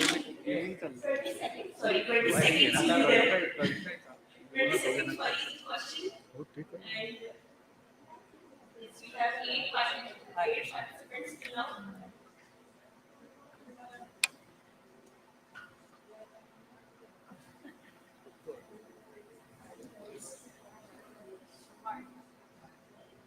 Yes, right.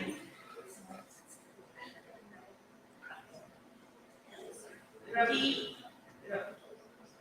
Rameshma, all of you, we are welcome for this quiz.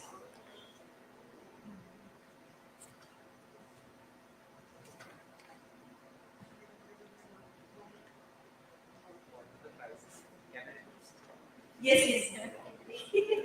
You are not eligible for prize.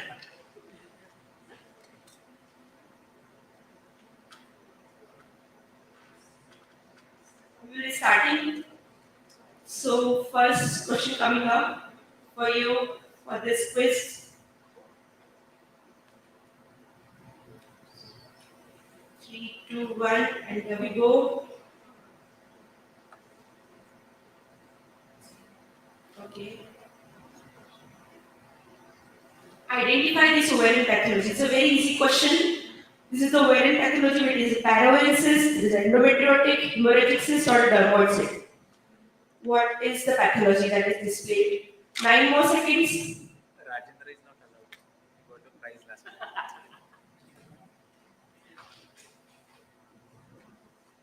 And the correct answer is endometriotic cyst. Classic round glass appearance it is. So it is endometriotic cyst. So Pars is at number 1 position. We have Rajendra and then Dr. Ramesh sir is on the 3rd position. Rahul Chavan, Sai and Indrishan is on the 5th position. Next question coming up. Increased incidence of monocytic twins is seen in more after PGTA, embryo glue, blastocyst culture or assisted hatching. We have been talking about this all the day. One answer, 9 more seconds. Buck up all the audience, give your answer. 3, 2, 1, and the answer is assisted hatching. So all can lead, but of this, more chances is with assisted hatching. We got 7 correct answer. Again, pass. Who's lead? Okay, Pallavi. Okay, she's leading the scoreboard. Yes. Next question coming up. The most important factor for pregnancy continuation in IVF is age, fresh versus FAT, IVF versus 60, or day 3 or day 5. What is it? What is the most important factor? 6 answers we got. 9 more seconds. 5 more seconds. 3, 2, 1. And the answer is age. So answer is age. Okay. So most important is age. Again, Rajendra is leading the scoreboard now with Sai Anandrishan. I'm sorry if I spell it wrong. And Dr. Ramesh is on the 3rd position. Next question, please. Subserous fibroid with more than 50% intramural component, FIGO stage is. I have given the clue also here. So what is the stage? Answer is in the PPT actually. What is the answer? 5 more seconds. So answer is it is stage 5. So more than 50% it is, answer was there actually in the slide it was there. So when it is more than 50% intramural component in the subserous fibroid it is 5. If it is less than 50% then it is 6. And completely subserous is 7 like that. Next question again. Ramesh sir is leading the scoreboard now. Rajendra, Sai Anandrishan in the 3rd position, Pulse and Ravi on 4th and 5th position. Next question coming up. What is the most widely known mechanism that accounts for impaired spermatogenesis seen in varicose? Is it scrotal hyperthermia, reflex of renal and adrenal metabolites, angle of insertion of left internal spermatic vein, or release of norepinephrine? We have 6 answers. 7 more seconds. Buck up all of you. And the answer is scrotal hypothermia. So all can be the mechanism, but most widely accepted mechanism is scrotal hypothermia. So we have got 8 correct answers. Again, Dr. Ramesh is leading the scoreboard. Next question coming up. 7th question. In LUF, all is true except. So we have to choose the wrong. Hyperprolactinemia can be one of the cause. Dual trigger can help. Delayed trigger can help, and NSAID have no role. What is the correct answer? Sorry, what is the wrong?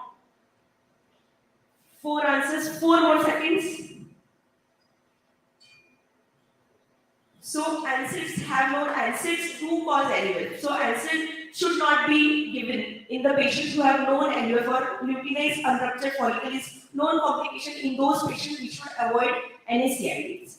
So this is the message from this question. Next Ramesh sir is again leading. Rajendra, Sai Arendra in the third position. Next question coming up. True or false? Progesterone luteinizing phase support is beneficial for the patient undergoing ovulation induction with lactose plus gonadotropin 9 years ago. Is it true or false? We heard this with Pratap Kumar sir's talk also about luteal phase support.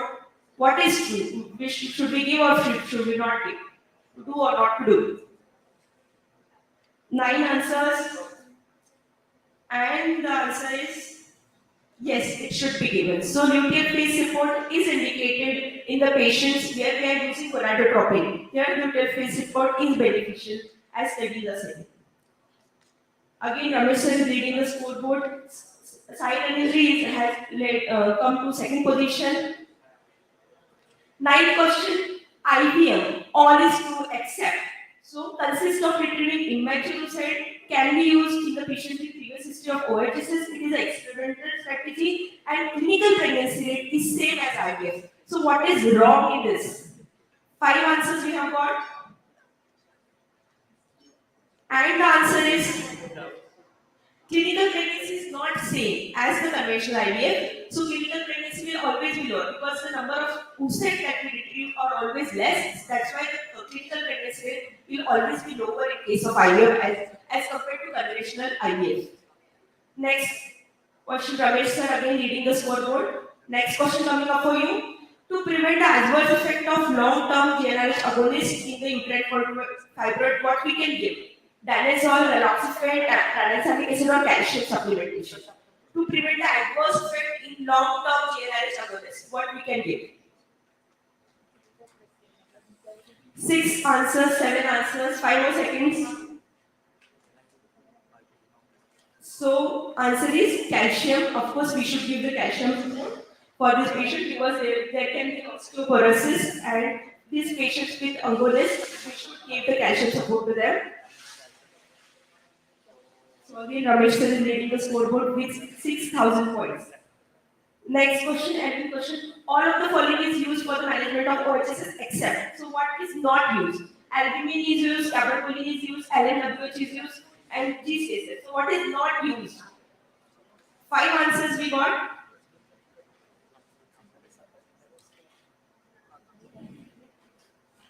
Three more seconds. What is the correct? So GCSF is not used. Other all are used for the management of OHSS. We have been discussing about this in the today's day.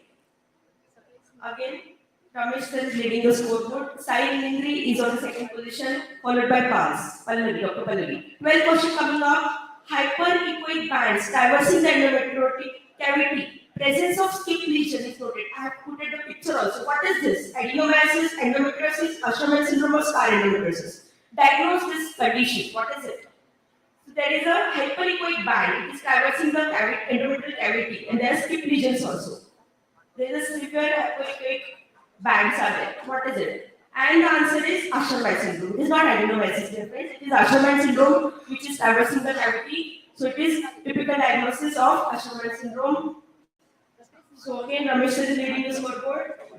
Next question coming up, 13th question, the genetic analysis of pregnancy tissue. Following test is recommended for you. So what is it? Is it FISH, PCR, RACTH?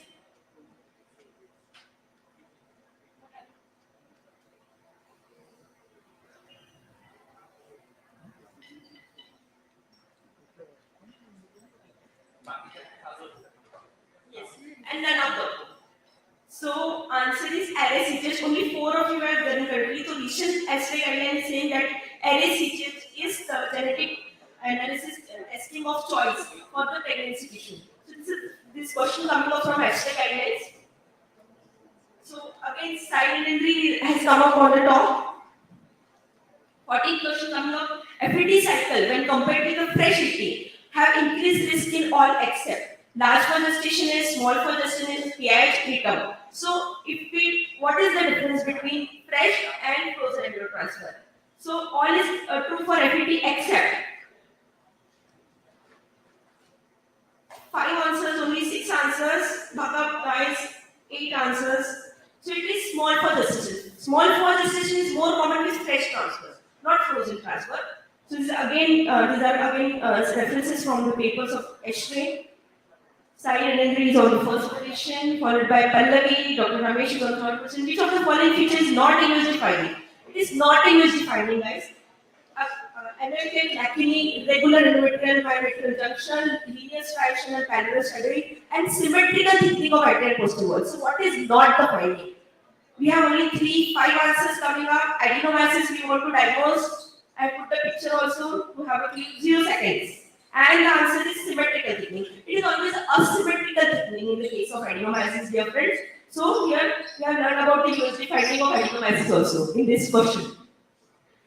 So again we have Sai Narendra at the first position, followed by Pallavi. She is on second position. Dr. Ramesh, Dr. Rahul Chavan has come up with fourth position. After the fifth position. Nice, guys, come up. So most common chromosomal abnormality in the couples with RF, recurrent implantation failure. What is it? Is it inversion, translocation, mosaicism, deletion? Two answers we have got till now. So in RF, what is the most common chromosomal abnormality? What is it? Is it inversion, translocation? What is the most common report that you get? So it is translocation. Most of you are given inversion, but it's not inversion, dear friends. It is autosomal dislocation, that is translocation. Again, we have Pallavi leading the scoreboard now. Next question, I will just quickly go. 17th question, which among the following is a hysteroscopic evidence of chronic endometriosis? I put the picture also. Hyperemia, micropolyps, stromal edema, all of the above. What is it? In the chronic endometriotic hysteroscopic finding. Actually, the question is based on the tried. The answer was all of the above. All of the above is the finding. Again, Pallavi is leading. Sai Narendra on the second position, followed by Dr. Ramesh. Next question. True regarding Poseidon group 2 is all except. I have put the answer also. So less than 35, more than 5 FC, more than 1.2 mH, and none of those. So what is Poseidon group 2? All is correct except 5 answers. You can see the clue and answer also. Group 2 is actually, group 2 is more than 35. Group 2 is more than 35.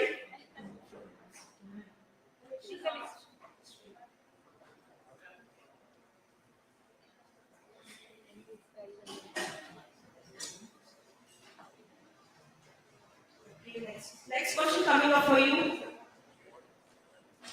Again, Pallavi is leading the scoreboard.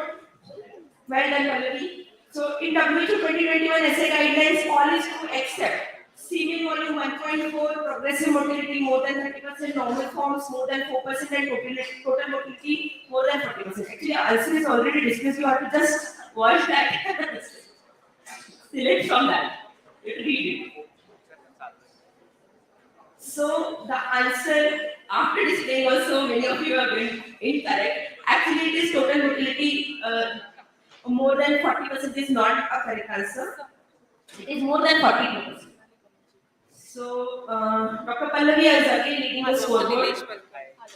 We are coming to the end of this quiz. So hold on your seats. This factor for anticipated chronic smoking, autoimmune hepatitis, Fragile X syndrome, delayed menarche. What is the risk factor? So 5 answers we got. 3, 2, 1, and the answer is it is delayed menarche. Okay, so early menarche is the risk factor, not delayed menarche. So 5 answers we got correct. Again, Pallavi is leading the scoreboard. Sai Narendra and Dr. Ramesh is at the third position.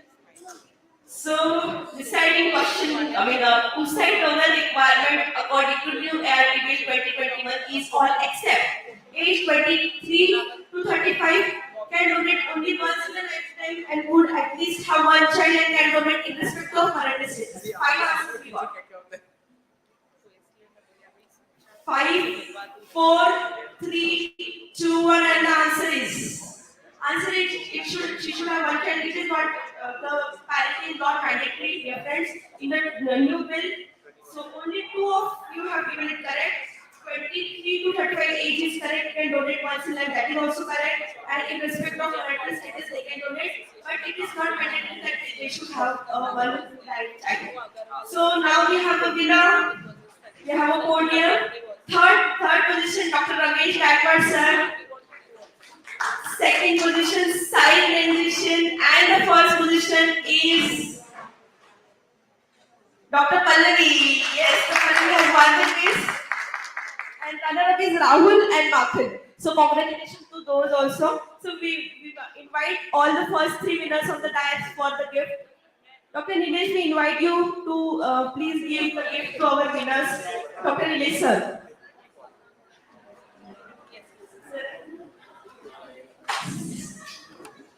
Side and nutrition. Dr. Ramesh. Side. Side and nutrition. Come, please.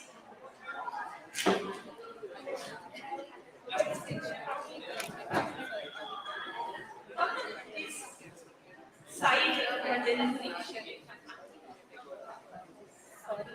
Pallavi has won the quiz with the first position.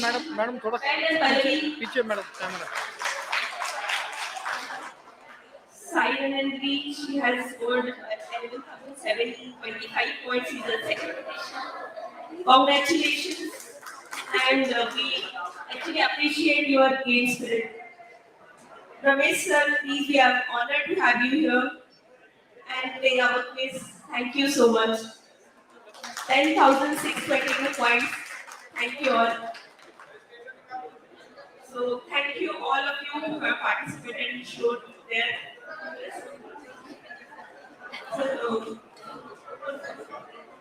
एक minute sir please